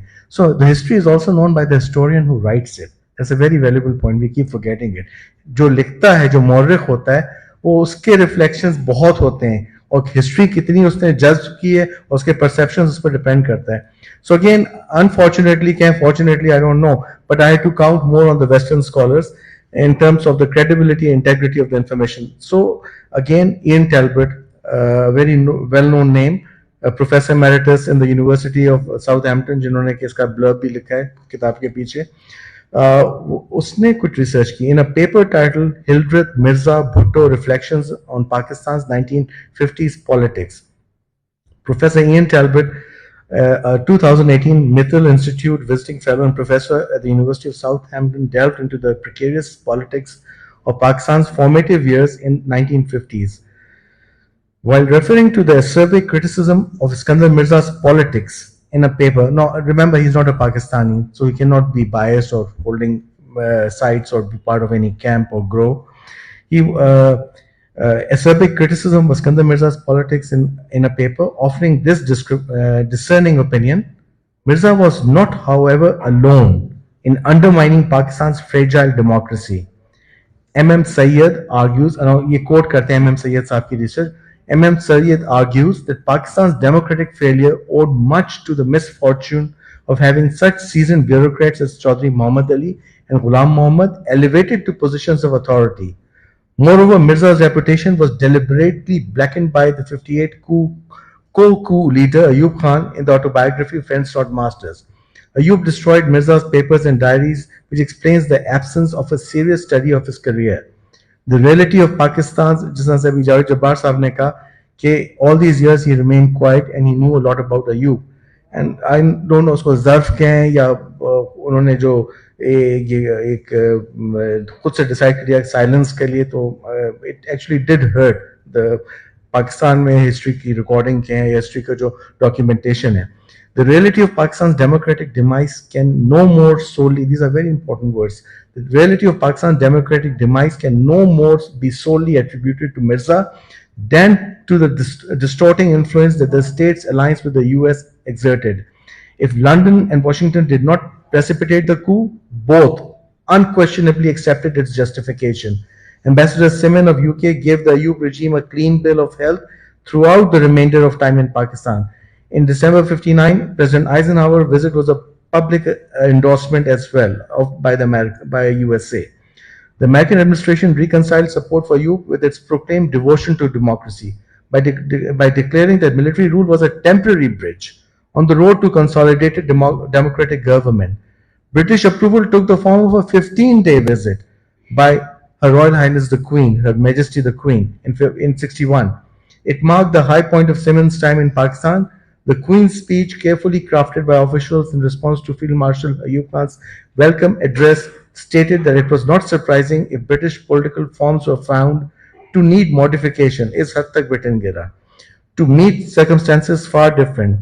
The forms are not sacred, according to the young Elizabeth. The ideals behind them are.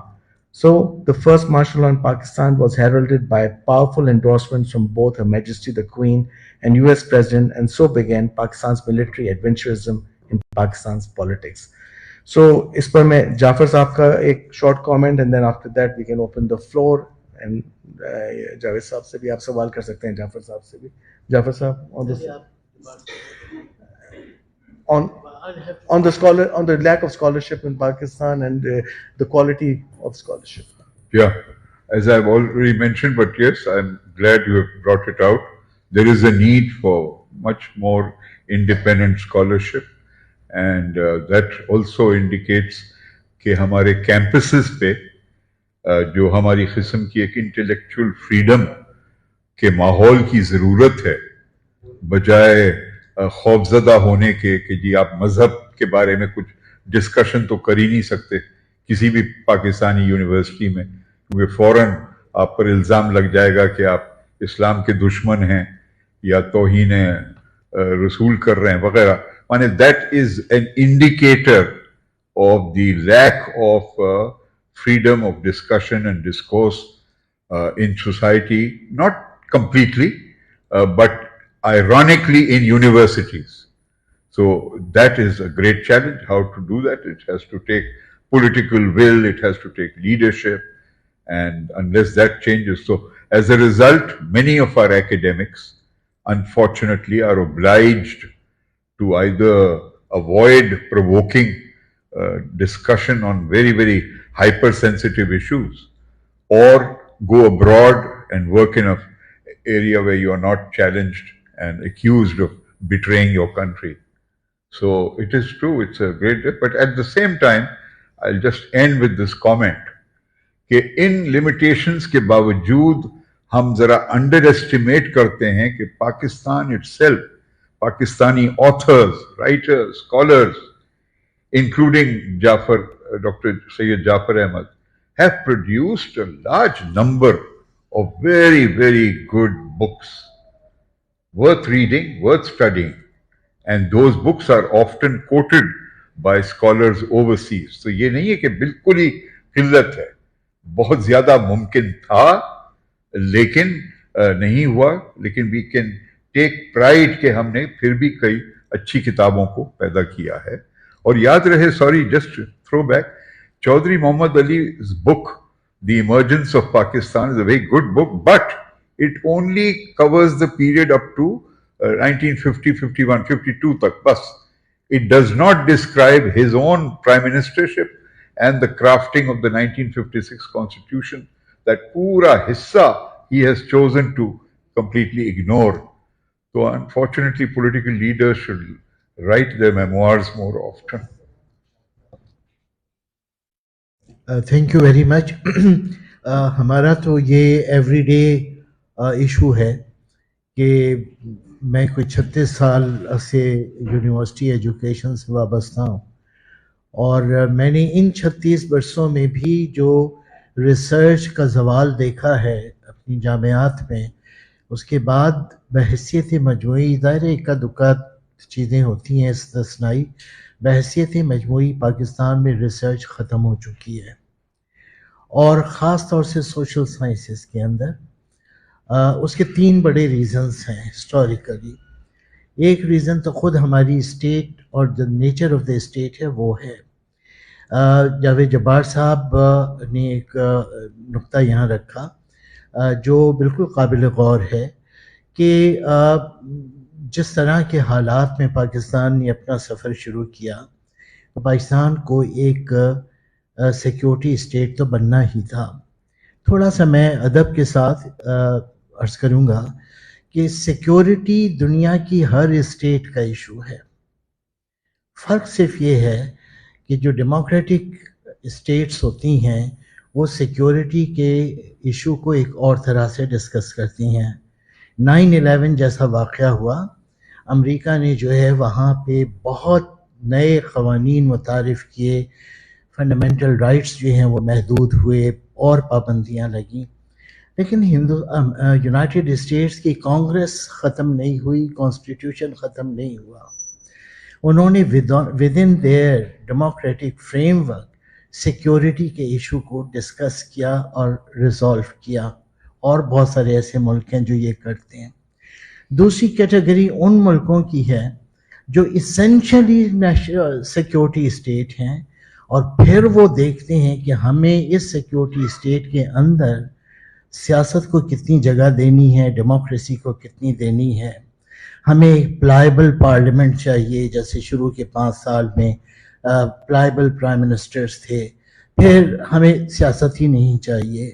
پھر ہمیں جو ہے بیسک ڈیموکریٹس کے ذریعے سے ایک انڈائریکٹلی الیکٹڈ اسمبلی چاہیے. پھر ضیاء الحق کے مارشل لاء میں انہوں نے کہا ہمیں محمد خان جونیجو جیسی پولیٹیکل رجیم چاہیے. پھر ہمارے یہاں جو ہے یہ ایکسپیریمنٹس ہوتے رہے. اس اسٹیٹ کے فریم ورک کے اندر وہ لبرٹی ہو ہی نہیں سکتی جو ریسرچ کے کام کے لیے اسینشیل ہے. ہم کسی موضوع پہ, پولیٹکس پہ, اکانومی پہ, سوشیالوجی پہ, پاکستان کے اندر جو مذہبی رجحانات ہیں ان کے اوپر, کسی چیز کے اوپر کھل کے ریسرچ نہیں کر سکتے, اس لیے کہ ہر چیز نیشنل سیکیورٹی ایشو بن جاتی ہے. آج بھی یہی ہو رہا ہے. آپ کوئی موضوع لے لیجئے, اس کو کہاں آن کے ختم کیا جائے گا کہ جی یہ نیشنل انٹرسٹ پہ نہیں ہے, بات ختم. ایک دوسرا جو تھریٹ پاکستان میں ہے وہ خود سوسائٹی میں وہ ایلیمنٹس پروان چڑھ چکے ہیں اور پختہ ہو چکے ہیں جو آپ کو انڈیپینڈنٹ ریسرچ نہیں کرنے دیں گے. جس حد تک ہمارے یہاں مذہبی آبسکیورنٹزم پہنچ چکا ہے اور انتہا پسندی پہنچ چکی ہے, کیا ہم پاکستان میں کھل کے اپنی اسلامی تاریخ پہ بھی گفتگو کر سکتے ہیں؟ نہیں کر سکتے. اور تیسرا تھریٹ وہ ہے جو ان دونوں تھریٹس کے نتیجے میں لوگوں نے خود اپنے اوپر نافذ کیا ہے, کہ جسے سیلف سینسرشپ کہتے ہیں. یونیورسٹی کے اساتذہ لیکچر دیتے وقت سوچتے ہیں یہ بات کہوں یا نہ کہوں, کچھ لکھتے وقت سوچتے ہیں یہ میں لکھوں یا نہ لکھوں. یہ سیلف سینسرشپ تیسری بہت بڑی رکاوٹ ہے ہمارے ہاں انڈیپینڈنٹ ریسرچ کی. یقیناً اکا دکا پاکستانی ہوں گے جنہوں نے اچھا کام کیا, وہ پاکستانی زیادہ نمایاں ہو کے عالمی سطح پہ آئے جنہوں نے پاکستان سے باہر جا کے ریسرچ کی. عائشہ جلال ہیں, حفیظ ملک ہیں, افتخار ملک ہیں, خالد بن سعید ہیں. ایک پوری لائن آپ کو نظر آئے گی ان اسکالرز کی جن کی کتابیں عالمی سطح پر یونیورسٹیوں میں ڈسکس ہوتی ہیں. لیکن وہ ریسرچ پاکستان میں نہیں ہو سکتی, اس لیے نہیں ہو سکتی کہ یہاں یہ تینوں تھریٹس موجود ہیں. شکریہ. With this we open the floor.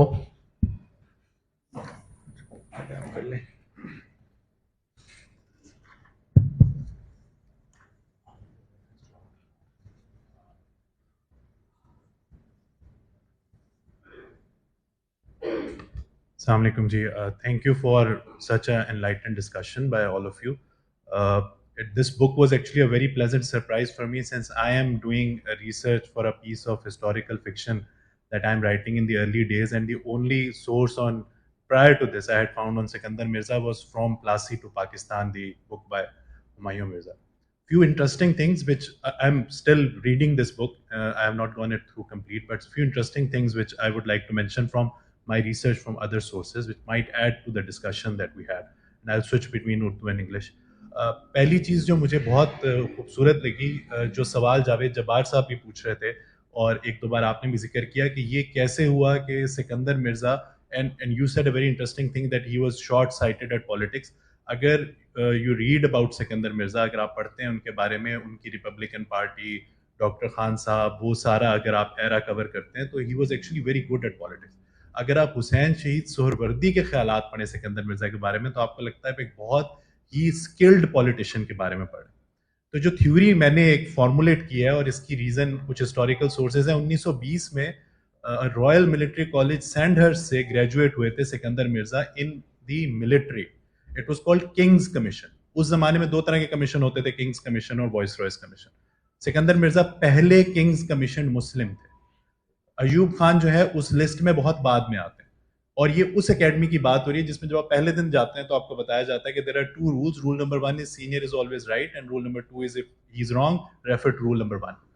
So the interesting theory that I have is that Iskander Mirza always viewed Ayub Khan as a junior military officer. اچھا, ان کے کچھ ڈاکومنٹس ہیں جو اویلیبل ہیں, I have not seen them in this book, I don't think you have been able to reach them, جو سینڈہرسٹ college میں available ہے, ان کی سلیکشن فائل جو ان کے انٹرویوز ہوئے. I understand about his memoirs, but in کے جو انٹرویوز ہوئے یہاں پہ سلیکشن سے پہلے ایک ینگ لڑکے کے 16 سال, وہ بہت دلچسپ مجھے لگے پڑھنے میں, اور مجھے ان سے بڑی انسائٹ ملی اس مائنڈ سیٹ میں.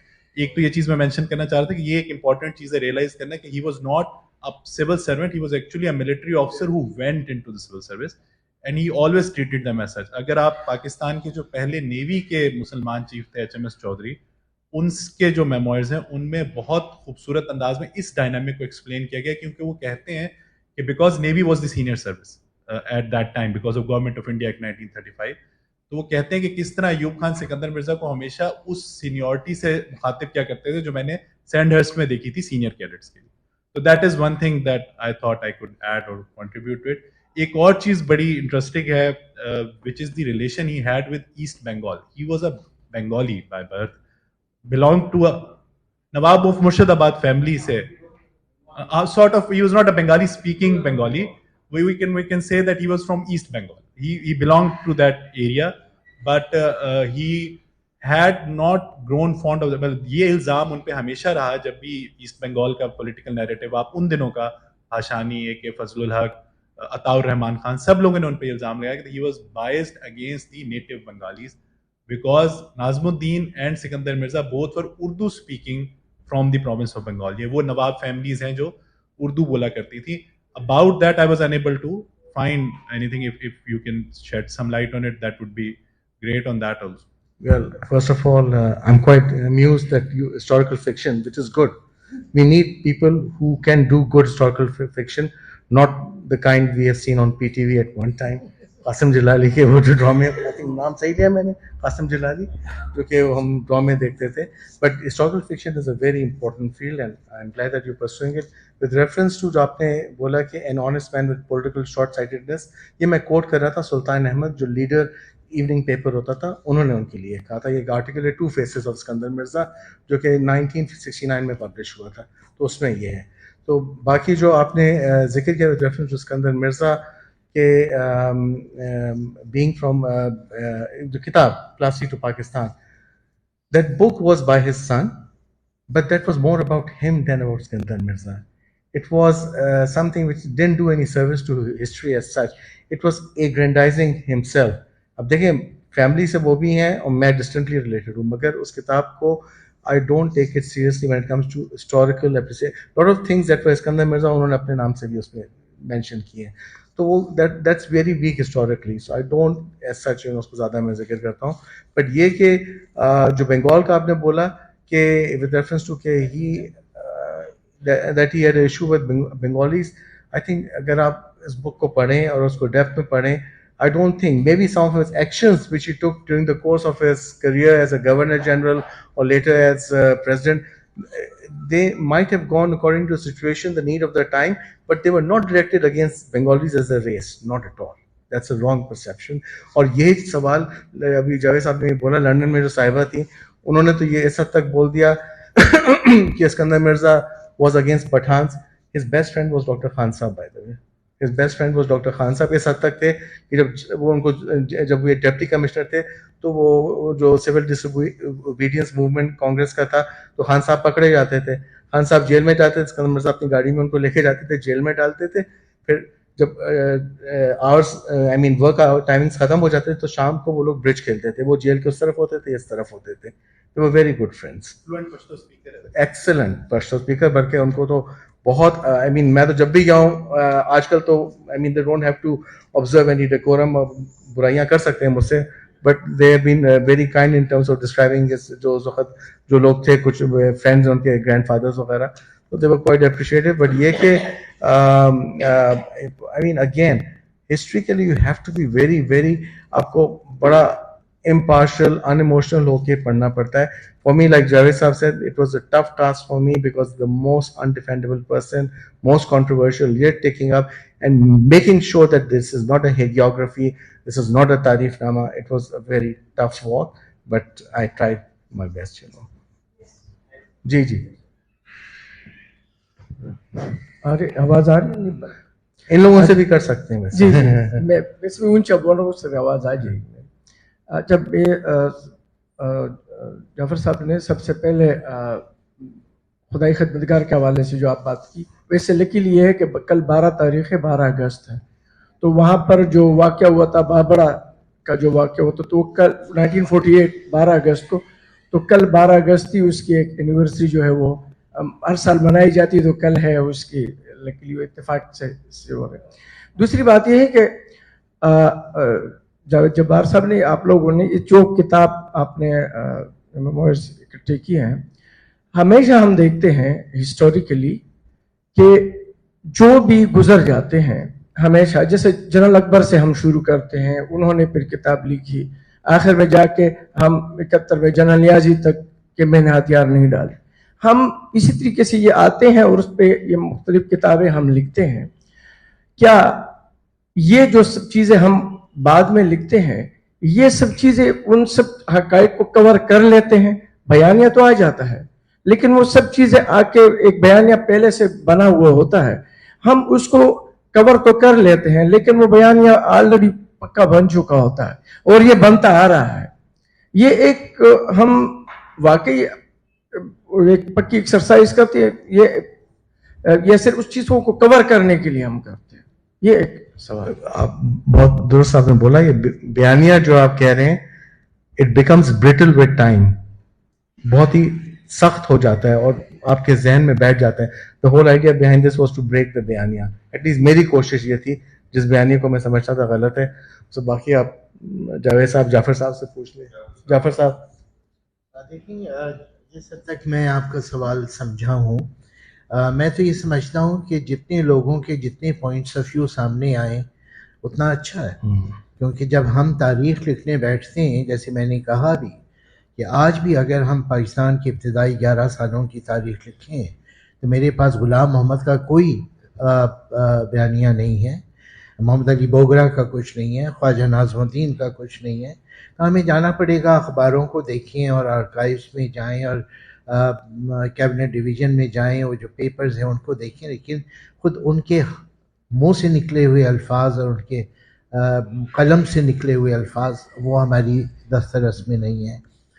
تو کسی کا بیانیہ کتنا صحت مند ہے، کتنا صحت مند نہیں ہے، کتنا ایکوریٹ ہے، کتنا ایکوریٹ نہیں ہے، یہ ایک الگ بات ہے. لیکن یہ کہ اگر ان کا بیانیہ اویلیبل ہے تو اچھا ہے. جو طالب علم ہے تاریخ کا، جو ریسرچر ہے، اس کے پاس کوئی مٹیریل تو ہے نا. اب ایوب خان کا ایک ہمارے پاس مٹیریل موجود ہے، وہ صحیح ہے غلط ہے، کتنا صحیح ہے کتنا غلط ہے، وہ گھوسٹ ریٹن ہے یا خود انہوں نے بیٹھ کے لکھا یا ڈکٹیشن دی.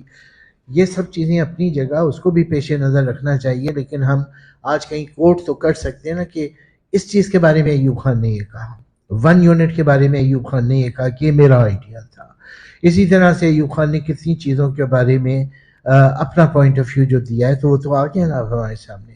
اسی طرح سے اچھی بات ہے اگر اسکندر مرزا کا پوائنٹ آف ویو ہمارے سامنے آیا ہے، اور جو زمانے کے لوگ ہیں، کننگھم کی ڈائریز تک لوگ پہنچ گئے ہیں، وہ چیزیں بھی ہمیں انرچ کرتی ہیں ہمارا انالیسس کرنے میں. میرا اپنا جو رسپیکٹڈ اسپیکر ہیں، آتھر ہیں، ان سے سوال ہے، لیکن اس سے پہلے میں ایک جاوید جبار صاحب سے سوال کرنا چاہ رہی تھی کہ آپ نے I was wondering, you know, if I was wondering, I was picturing a female analyst over here and speaking on, you know, the life of a politician, a woman politician perhaps, would she use a line like, you know, she was so lucky to have such an amazingly handsome husband who blessed her with 6 children. I was just wondering if that's the kind of sentence which we would find from a female, you know, a commentator. and what that says and what پھر آپ نے جس طرح شروع کیا تھا کتابوں کی صحبت اور خواتین کی صحبت, تو مجھے تھوڑی سی فیلنگ آئی کہ کتابیں تو انینیمیٹ ہوتی ہیں, تو کیا خواتین بھی ہم ہائیجینک. تو I wanted to ask you کہ جب ہم اسکندر مرزا کی بیگم کی تعریف کرتے ہیں تو of course her looks are not the only point we could comment on. There could be other things to comment on. So why would we choose to talk about about the looks as a sole point when we talk about Iskander Mirza's wife? And then when we choose to begin, because یہاں پہ آدمی بھی بیٹھے ہوئے ہیں کہ آپ نے صرف خواتین کی صحبت کی بات کی. I was wondering, whether what goes into that thought process. So thank you for talking a little bit about that, and then I'll ask my question to the speaker. May I add to it before you respond? انہوں نے اتنی خوبصورت باتیں کی, اتنی interesting. نہیں, let me complete. آپ نے سوال کر لیا جواب. اتنی انہوں نے مفید ہمیں انسائٹ دی ہے. اس نے آپ نے ایک پوائنٹ پک کیا سر, وہ بھی about, so that was in passing. ضروری پوائنٹ ہے نا, ضروری پوائنٹ ہے. Thank you for trying to, very kind of you to defend me. May I call you mademoiselle? Is that going to be too chauvinistic if I say thank you very much for that remark? You could call me madame if you want. Madame, okay, thank you madame for that observation. And you have certainly tripped me up because I was being a male chauvinist, PIG, you know what that, MCP, in only looking at women. But unfortunately, there is something wrong with me. I am a male, and my wife will tell you what is wrong with me. There are many things wrong with me. One of them is this tendency. But no disrespect was intended about the intellectual, non-physical, visual aspects of a woman. I think a woman is as entitled to the same respect that one affords men. So no concept was intended. If it has been conveyed, I regret that and I withdraw that aspect of the unintended. But I stand by the remark because I still think that women have a very special quality. Ji? Okay. جی لطیفے کی گنجائش ہو وہ اس کتاب میں شاید نہیں ہے, لیکن اسکندر مرزا کے حوالے سے کہیں اور چھپ چکا ہے کہ Nahid Iskander Mirza was his second wife. تو پریزیڈنٹ ہاؤس میں کوئی تقریب تھی اور اسکندر مرزا کسی خاتون سے گفتگو کر رہے تھے, تو ناہید اسکندر مرزا ایک دم سے رش کر کے گئیں, کیا ہو رہا ہے, کیا بات ہو رہی ہے؟ تو اس خاتون نے کہا کہ نہیں کچھ نہیں, یہ میری ساڑی کی تعریف کر رہے تھے. تو ناہید اسکندر مرزا نے کہا مجھ سے بھی پہلے انہوں نے یہی کیا. Thank you for that.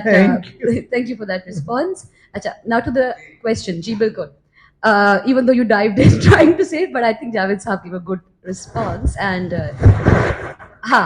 so it was not necessary to dive in then. Acha ji, جناب میں آپ سے یہ ایک تو ڈاکٹر جعفر نے جو انالیسس کیا اتنا بیلنسڈ اور اتنا کمپریہنسو تھا کہ اس کے بعد بہت زیادہ میرے نظر میں گنجائش نہیں رہتی, اور looking very much forward to reading your book. لیکن میں یہ آپ سے پوچھنا چاہ رہی تھی کہ بالکل ایک بات ہے کہ family as people who do سمن ہو ڈز ہسٹری, جو خاندان والے بھی جو اگر کام کرتے ہیں تو اس کی ایک ویلیو تو بہت یہ ہو جاتی ہے کہ as a historical document, as doctor Jafar ایک ہسٹوریکل ورک اینڈ ایک historical document. Certainly historical work آپ آبجیکٹیوٹی کی چیز ہم سوچتے ہیں, لیکن ہسٹوریکل ڈاکیومنٹ ویری یوزفل, اور اس قسم کی ایکسیس اکثر نہیں لوگوں کو ہوتی جتنے خاندان والوں کو ہوتی ہے, اور اتنا incentive to correct certain really minute point, so that can make thank you for your work, and it's a very valuable thing کہ جو ہمارے سامنے آ رہی ہے. جہاں تک بیانیہ کا بات ہوئی اسکندر مرزا کے بارے میں, تو جتنے آپ نے ہسٹوریکل کام ایگزامن کیا ہے, اور وہ بات ٹھیک ہے کہ اتنا زیادہ فوکس کام نہیں ہوا ان پر, لیکن جس حد تک آپ نے دیکھا ہے مین اسٹریم ہسٹورینز یا کسی نے بھی بات کی ہو, کون سا ایسا ہسٹورین ہے آپ کو لگا کہ آپ کی نظر سے پھر بھی they got the narrative more right than others? جی وتھ ریفرنس ٹو کون ہسٹورین ملا, اگر مجھے مل جاتا تو میں باہر نہیں جاتا. اسکندر مرزا پہ بہت کم لکھا گیا ہے. The only person who has a lot to his credit or discredit is general Ayub Khan, جنہوں نے نیریٹو اسٹیبلش کیا. وہ نیریٹو جو ہے 1 on 1 سب نے پک کیا, اسی کو وہی ریپیٹ ہوتا رہا. سو I did read bits and pieces, but nothing, you know, like a solid research یا کوئی تھیسز ایسی, اور جو چند تھیسز تھیں وہ اس قابل نہیں تھیں کہ ان کو میں مینشن بھی کرتا اس بک میں, you know. So nothing I would say. As for having access to family کی وجہ سے, I'll tell you one thing, family کی وجہ سے ایک چیز ملی, that was a memoir. باقی ہر چیز تو میں نے کی وہ فیملی سے نہیں ملی, وہ مجھے different libraries, archives, think tanks, personal contacts, ان سے ملا سب کچھ. تو مطلب یہ کہ صرف ضروری نہیں کہ خاور مہدی کرتا, کوئی اور بھی کر سکتا تھا. اگر ہمیں کوئی اپروچ کرتا ہے میموار کے لیے تو میں دے دیتا, مگر شرط یہ تھی کہ اسکالرشپ ہونا چاہیے. جی. You haven't asked me that question, but I would only submit that you need to study several different sources, and it would be unfair to expect only one book to give you a definitive balanced portrait. I have not come across this experience when I'm looking at history. One is unavoidably bound to study different sources. And then it's up to you to make up your mind which you accept, what you don't accept. No one is forcing anyone to accept something. السلام علیکم سر. یہ میرا question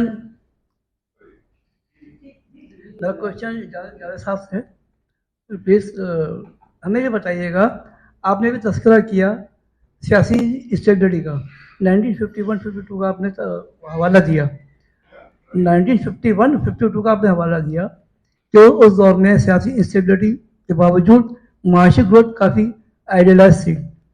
وہ کیا وجوہات ہیں کہ وہ اس میں ایسی تھی معاشی ہماری کیا نام ہے گروتھ, اب وہ کیا وجوہات ہیں کہ ہماری یہ سیاسی اسٹیبلٹی جو ہے نا اب تو مرضی آپ کو سب کو پتہ ہے کیا ہے, کس نہج پہ پہنچ چکی ہے. تو وہ کون سے عوامل ہیں, وہ کون سے وجوہات ہیں کہ ہماری سیاسی اسٹیبلٹی پر وہ ختم ہو جائے اور معیشت ہماری گروتھ اسی پہ آ جائے جو پہلے ہوا کرتی تھی. دیکھیے, معیشت ایک بہت پیچیدہ فینومینن ہوتا ہے. کئی ایسے ممالک ہیں جہاں تحقیق معیشت کے بارے میں بہت اعلیٰ درجے کی ہوتی ہے, لیکن پبلک پالیسی جب آتی ہے اکانومی کو مینیج کرنے کے لیے وہ نہیں کر پاتے. They sometimes can't control inflation, they can't bring down unemployment وغیرہ. تو یہ کوئی تعجب نہیں کہ اس وقت ہم ایک بڑے بحران سے گزر رہے ہیں, بیکاز ہمارے سیاسی پروسیس میں بھی اور ہمارے اکنامکس میں یک وقت ایک گریٹ پروفاؤنڈ کرائسس ہے. But it is not surprising, it is not unprecedented. 1951 میں جو ہوا phenomenon, I think the main thing was this tremendous unspoken and yet spoken desire to make Pakistan work. ایک ایسا enthusiasm تھا unknown کا کہ what is Pakistan going to be? Pakistan is going to be what we want it to be.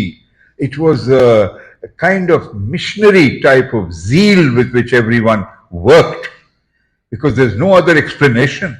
How did we manage to set up factories, expand cotton production, go from zero production of fertilizer to millions of tons within 8 years? It was phenomenal. And I don't want to keep giving you the South Korean example. South Korea came and studied, Malaysia came and studied us, and they were astounded. How is Pakistan doing it? So there was this incredible formative passion with which people worked, and that partly explains that. Second and last point, sometimes political instability has nothing to do with economic progress, and the classic example is Italy. Italy after the Second World War had about 40 changes of government in a period of about 25-30 years. ہر 6 مہینے ہر 8 مہینے حکومتیں بدل رہی ہیں. And yet Italy became one of the top 5 economies of the world. They encouraged small scale industry, medium scale industry, passion to make the economy work. تو یہ N ممکن ہے کہ پاکستان میں بھی یہ پاسبلٹی ہے کہ we might come to a point where economic momentum takes charge of the direction of the country, but it is vital that there is a vision at the political leadership level. So economic momentum takes charge and priority as well. Acha, before the last question, Fasad, I must mention that Amina کیا کہہ رہی تھی کہ کتاب یہاں موجود ہے and 25% discount پہ, تو جس کو لینا ہے لائٹ سٹون میں ماں رکھی ہے کتاب فور سیل. فساد, آپ آخری سوال کر لیں. میرا کوشچن یہ ہے کہ ابھی یہ جو اسی بات کو کنٹینیو کر رہا ہوں کہ آپ کہہ رہے ہیں کہ 9% گروتھ تھی, لیکن میموائرز سے یہ اندازہ ہو رہا ہے کہ اسکندر مرزا صاحب کا یہ پرسیپشن تھا کہ جو ہمارے پاس جو پولیٹیشنز ہیں وہ گورننس کی اسکل ان کی بہت پور ہیں, and they can not manage and they are too manipulative, اور جو آج کل کی سیاست ہے آرکسٹریٹڈ, اسی قسم کی سیاست اس وقت بھی ہوتی تھی. تو that is one of the reason کہ جو ماشاء اللہ انہوں نے لگایا کہ ہی تھاٹ کہ 1956 کا جو کانسٹیٹیوشن ہے وہ ایک قسم کا ایک ڈیڈ لاک کریٹ کرے گا, کانسٹیٹیوشنل کرائسس کریٹ کرے گا, and he was more towards the presidential form of government. Maybe جو آپ نے کہا کہ what was the haste of مطلب ڈسمسنگ اینڈ اتنے شارٹ پیریڈ میں وہ دوبارہ ریکور کریں گے, تو آئی فیل کہ وہ ایک پریسیڈینشیل فارم آف گورنمنٹ لانا چاہ رہے تھے, and with single house parliament, that is the thing he wanted I think. Secondly یہی ہے کہ still today is the perception کہ our politicians are not able. Is it correct or not کہ اس زمانے کے جو پولیٹیشنس تھے, اب جیسے میں ایک ایگزامپل آپ کو دے دوں, جو Sindh industrial and trading state جو سائٹ ایریا ہے ہمارا, اس کا جو بل ہے وہ پاکستان بننے سے چند ماہ پہلے اپریل 1947 میں پاس کیا گیا تھا, and it was 4,400 acres, جبکہ کراچی میں میرے خیال میں 3 یا 4 ملیں تھیں سر. تو اس دور میں اتنے ویژنری پولیٹیشین تھے in Sindh assembly, and I think one of the person who tabled was G M Syed. تو آپ نے 4,400 ایکڑ زمین ایک انڈسٹریل پرپس کے لیے آپ نے مختص کی, اور ایک انڈسٹریل سٹی کا کنسیپٹ آپ کے سامنے تھا. پھر انہوں نے جو یہ سارے حبیب سیٹھ کو اور دوسرے جو بامبے سے سارے انڈسٹریلسٹ کو یہاں کال کیا کہ آؤ اور یہاں اسٹیبلش کرو. تو میں یہ سمجھتا ہوں کہ ویژن تو تھا. اب آپ ہمارے یہ آپ دیکھیں جو کراچی کے ڈی اے سے پہلے جو امپروومنٹ شاید اتھارٹی تھی, تو جو اسکیم کے ڈی اے اسکیم نمبر 1 ہے, اس کی کے ڈی اے اسکیم نمبر 2 جو نارتھ آباد ہے, اس کی آپ پلاننگ دیکھیں, ابھی بھی one of the best planned areas ہیں. تو یہ ارلی 50s میں ان دیٹ ٹائم, جیسے آپ اٹلی کی مثال دے رہے ہیں, لیکن یہ سب کیوس کے ساتھ they were planning a fantastic city at that time. اور وہ آج تک ہم مرہون منت ہیں کہ وہ اتنے بڑے بڑے کوریڈورز ہمیں مل گئے. جو بعد کے ایریاز, اب ڈیفینس سوسائٹی کو آپ دیکھیں تو کس قدر نیرو, کوئی بڑا کوریڈور نہیں ہے, اور آپ کس قدر پریشان ہوتے ہیں وہاں پہ. تو اچھا تھینک یو. تو this is the thing what I am asking is that is it the correct perception that at that time the politicians were very poor in their governance skill? After, I'm sure Ja'far Sahab and Khawar Sahab will have more profound responses. But you know, politicians are not parachuted from heaven. They are people elected by us. And those who fail to vote, don't bother to vote. 50% of people in Pakistan don't vote on the average. Kai dafa only 40% have voted. So we should not blame the politicians. We should blame ourselves. We just don't bother to elect the right people. And then we blame politicians. And this is a worldwide custom that politicians ko scapegoats banaye. Lekin I think it is a mixture. I don't have a low opinion of the political behavior at that time. This is what power is all about. Power at all cost. Dividing and subdividing each other. It happens all over. In America, there is a book called The Parliament of Whores. This writer, Tim O'Rourke, compares the whole US Congress to a parliament of whores. That is the low opinion in supposedly the world's largest democracy. Sorry, most powerful democracy. And as regards the stature of the subject, I want to end here. How ironic that a dear man called Zede Bhutto Sahab addresses a letter to Mr. Iskander Mirza saying, your name will be written higher than that of Quaid-e-Azam Muhammad Ali Jinnah. Now, this is the regard with which a man who later came to be regarded as one of the most dynamic leaders of Pakistan regarded Mr. Iskander Mirza. So, the paradox of perception, what is a politician, who is a real leader, is a mystery that is worth exploring all the time. I'm Professor Munis Ayaz Sheikh, and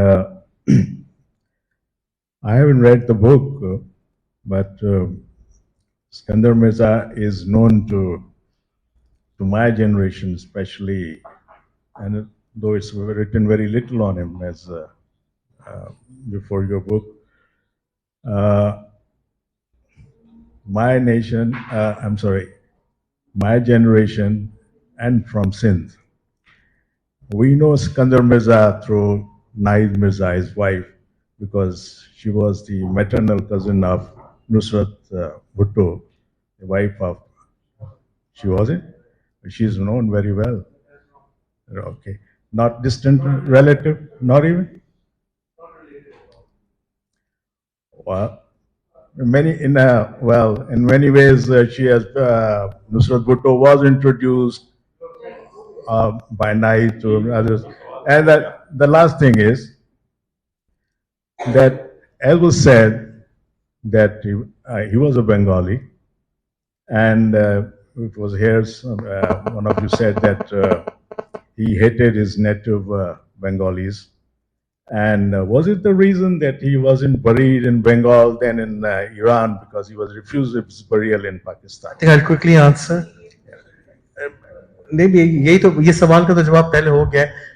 These are all rumors that were spread. There's no such thing as he hated Bengalis or Pathans. That's all, I would say, rubbish, to be honest. No, I'll tell you, agar aapne history, because Yahya Khan ne mana kar diya tha. Yes, his wish was to be buried in Karachi. Yes, he wanted Yahya Khan को, आप किताब पढ़ेंगे इसमें letters हैं request के कि please उनको आने दें. पहले उनको मना किया, बाद में उनकी फैमिली को मना किया, बाद में उनकी बॉडी को मना किया. Shah of Iran was a good friend, so he offered a state funeral. आप किताब पढ़िए आपको.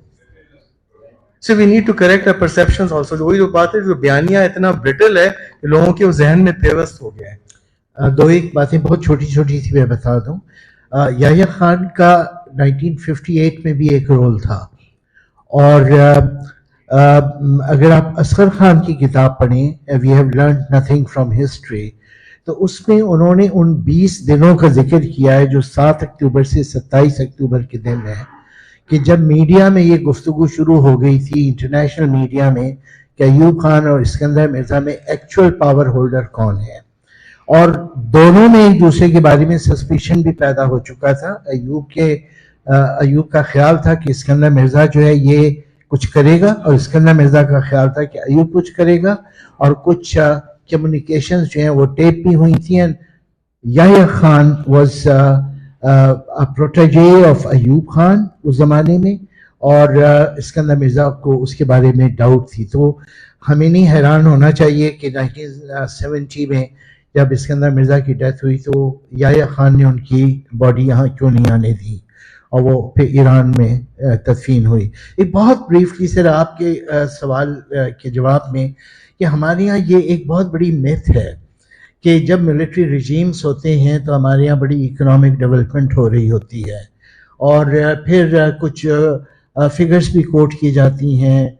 अभी विद ड्यू रिस्पेक्ट एक फिगर कोट हुई, हालांकि वो मिलिट्री रिजीम नहीं बल्कि शुरू के फर्स्ट 10 years के बारे में थी कि हमारी क्या ग्रोथ रेट हो रही थी. देखिए, इकोनॉमिक डेवलपमेंट में और ग्रोथ में बड़ा फ़र्क होता है. ग्रोथ जो है वो आप मेजर करते हैं पूरे मुल्क की आमदनी को सामने रख के कि हमारे यहाँ इतना प्रोड्यूस हो रहा है. That is economic growth. हम लोग आमतौर से इकोनॉमिक ग्रोथ ही को इकोनॉमिक डेवलपमेंट समझ रहे होते हैं. इकोनॉमिक डेवलपमेंट दूसरी चीज़ है, वो ये है कि ह्यूमन डेवलपमेंट कितनी हो रही है. وہ جو آپ نے ملک میں اتنے ارب روپے جمع کر لیے ہیں جس سے آپ کا فگر 9% ہو رہا ہے یا 6%, 8% ہو رہا ہے, فلٹر ڈاؤن کتنا ہو رہا ہے. ایوب خان کی پوری اکنامک ڈیولپمنٹ جسے کہا جاتا ہے, میں اسے اکنامک گروتھ کہوں گا, اس کے نتیجے میں مشرقی پاکستان الگ ہوا کیونکہ ریجنل ڈسپیرٹیز اتنی بڑھ چکی تھیں اور کلاس سوشل ڈسپیرٹیز اتنی بڑھ چکی تھیں. 22 خاندانوں کے پاس ملک کی 66% فائنینشیل اور انڈسٹریل کیپٹل تھی. تو اتنی جب سوسائٹی کے اندر ہوگی پھر پولیٹیکل انریسٹ ہوگی, اور پولیٹیکل انریسٹ ہوگی تو ریزنٹمنٹ ہوگا, ریزنٹمنٹ ہوگا تو ہمارے ماہرین کہیں گے کہ دیکھیں اتنی اکنامک ڈیولپمنٹ ہو رہی تھی, انہوں نے سیاسی عدم استحکام پیدا کر دی. سیاسی عدم استحکام پیدا ہوتا ہے جب ریجنل ڈسپیرٹیز ہوتی ہیں اور جب سوشل ڈسپیرٹیز ہوتی ہیں. اس چیز کو ہمیں پیش نظر رکھنا چاہیے. فائنلی سر, آپ کی گفتگو میں ایک پوائنٹ آیا اور بھی کچھ لوگوں نے ذکر کیا, میں شروع میں بھی عرض کر چکا ہوں کہ دیکھیں یہ ساری کتابیں ہمیں پرسنل پوائنٹس آف ویو کو انرچ کرنے کے لیے کارآمد ہیں, لیکن یہ بات ہمیں اپنے ذہن سے نکال دینی چاہیے کہ کسی کی ذاتی خوبیاں جو ہیں وہ ہمیں ہمارے لیے فیصلہ کن ہوں اس کے حکمرانی کے بارے میں. دیکھیے اس لحاظ سے تو جنرل ضیاء الحق صاحب بڑے منکسر المزاج انسان تھے, اور جو ان سے ملتا تھا متاثر ہوتا تھا. میں نے ایک دفعہ حسین اخوانی سے پوچھا کہ آپ کیسے اس میں آگے, کہنے لگے اگر آپ اس سے ملتے تو آپ بھی متاثر ہوتے, اس لیے کہ جب میں رخصت ہونے لگا تو میں کچھ نوٹ کر رہا تھا, پین کا جو وہ ہے کور وہ گر گیا, 4-5 جرنیل وہاں کھڑے ہوئے تھے اور ضیاء الحق خود جھکے, انہوں نے پین کا کور اٹھایا, مجھ سے پین لیا, اس کو اس کے اندر لگایا, میری جیب میں رکھا. اتنا منکسر المزاج انسان. حکمرانوں کا انکسار, ان کی نمازیں, ان کے روزے, ان کی عبادتیں, وہ ان کا ذاتی فعل ہوگا, اس کی بنیاد پہ ہم ان کے طرز حکمرانی کے بارے میں فیصلہ نہیں کر سکتے. اور میں تو یہاں تک کہتا ہوں کہ جو کچھ لوگ ڈیولپمنٹ بتاتے ہیں کہ جی دیکھیے اس نے سڑکیں بنا دیں, اس نے ایئرپورٹ بنا دیا, نو, 2 باتیں ہیں جو حکمرانوں کے بارے میں تاریخ نویس فیصلہ کرتے وقت پیش نظر رکھتے ہیں, وہ لیجیٹیمیٹ تھا یا لیجیٹیمیٹ نہیں تھا. اور دوسری بات یہ کہ انسانی حقوق کا اس کے زمانے میں پاس رکھا جاتا تھا یا نہیں رکھا جاتا تھا. جو ان 2 معیاروں پہ پورا اترے, وہ اگر چرچل جیسا اوباش شرابی انسان ہو, تاریخ اس کو اچھے الفاظ میں یاد کرتی ہے, اور اگر وہ ضیاء الحق جیسے حکمران ہوں جو بہت نیک عبادت گزار لیکن لیجیٹیمیٹ نہیں تھے, لہٰذا ان کی حمایت نہیں کی جا سکے گی. بہت شکریہ. فار دا ریکارڈ دیکھیے, مشرقی پاکستان اور مغربی پاکستان کے بارے میں یہ ایک تاثر بن گیا ہے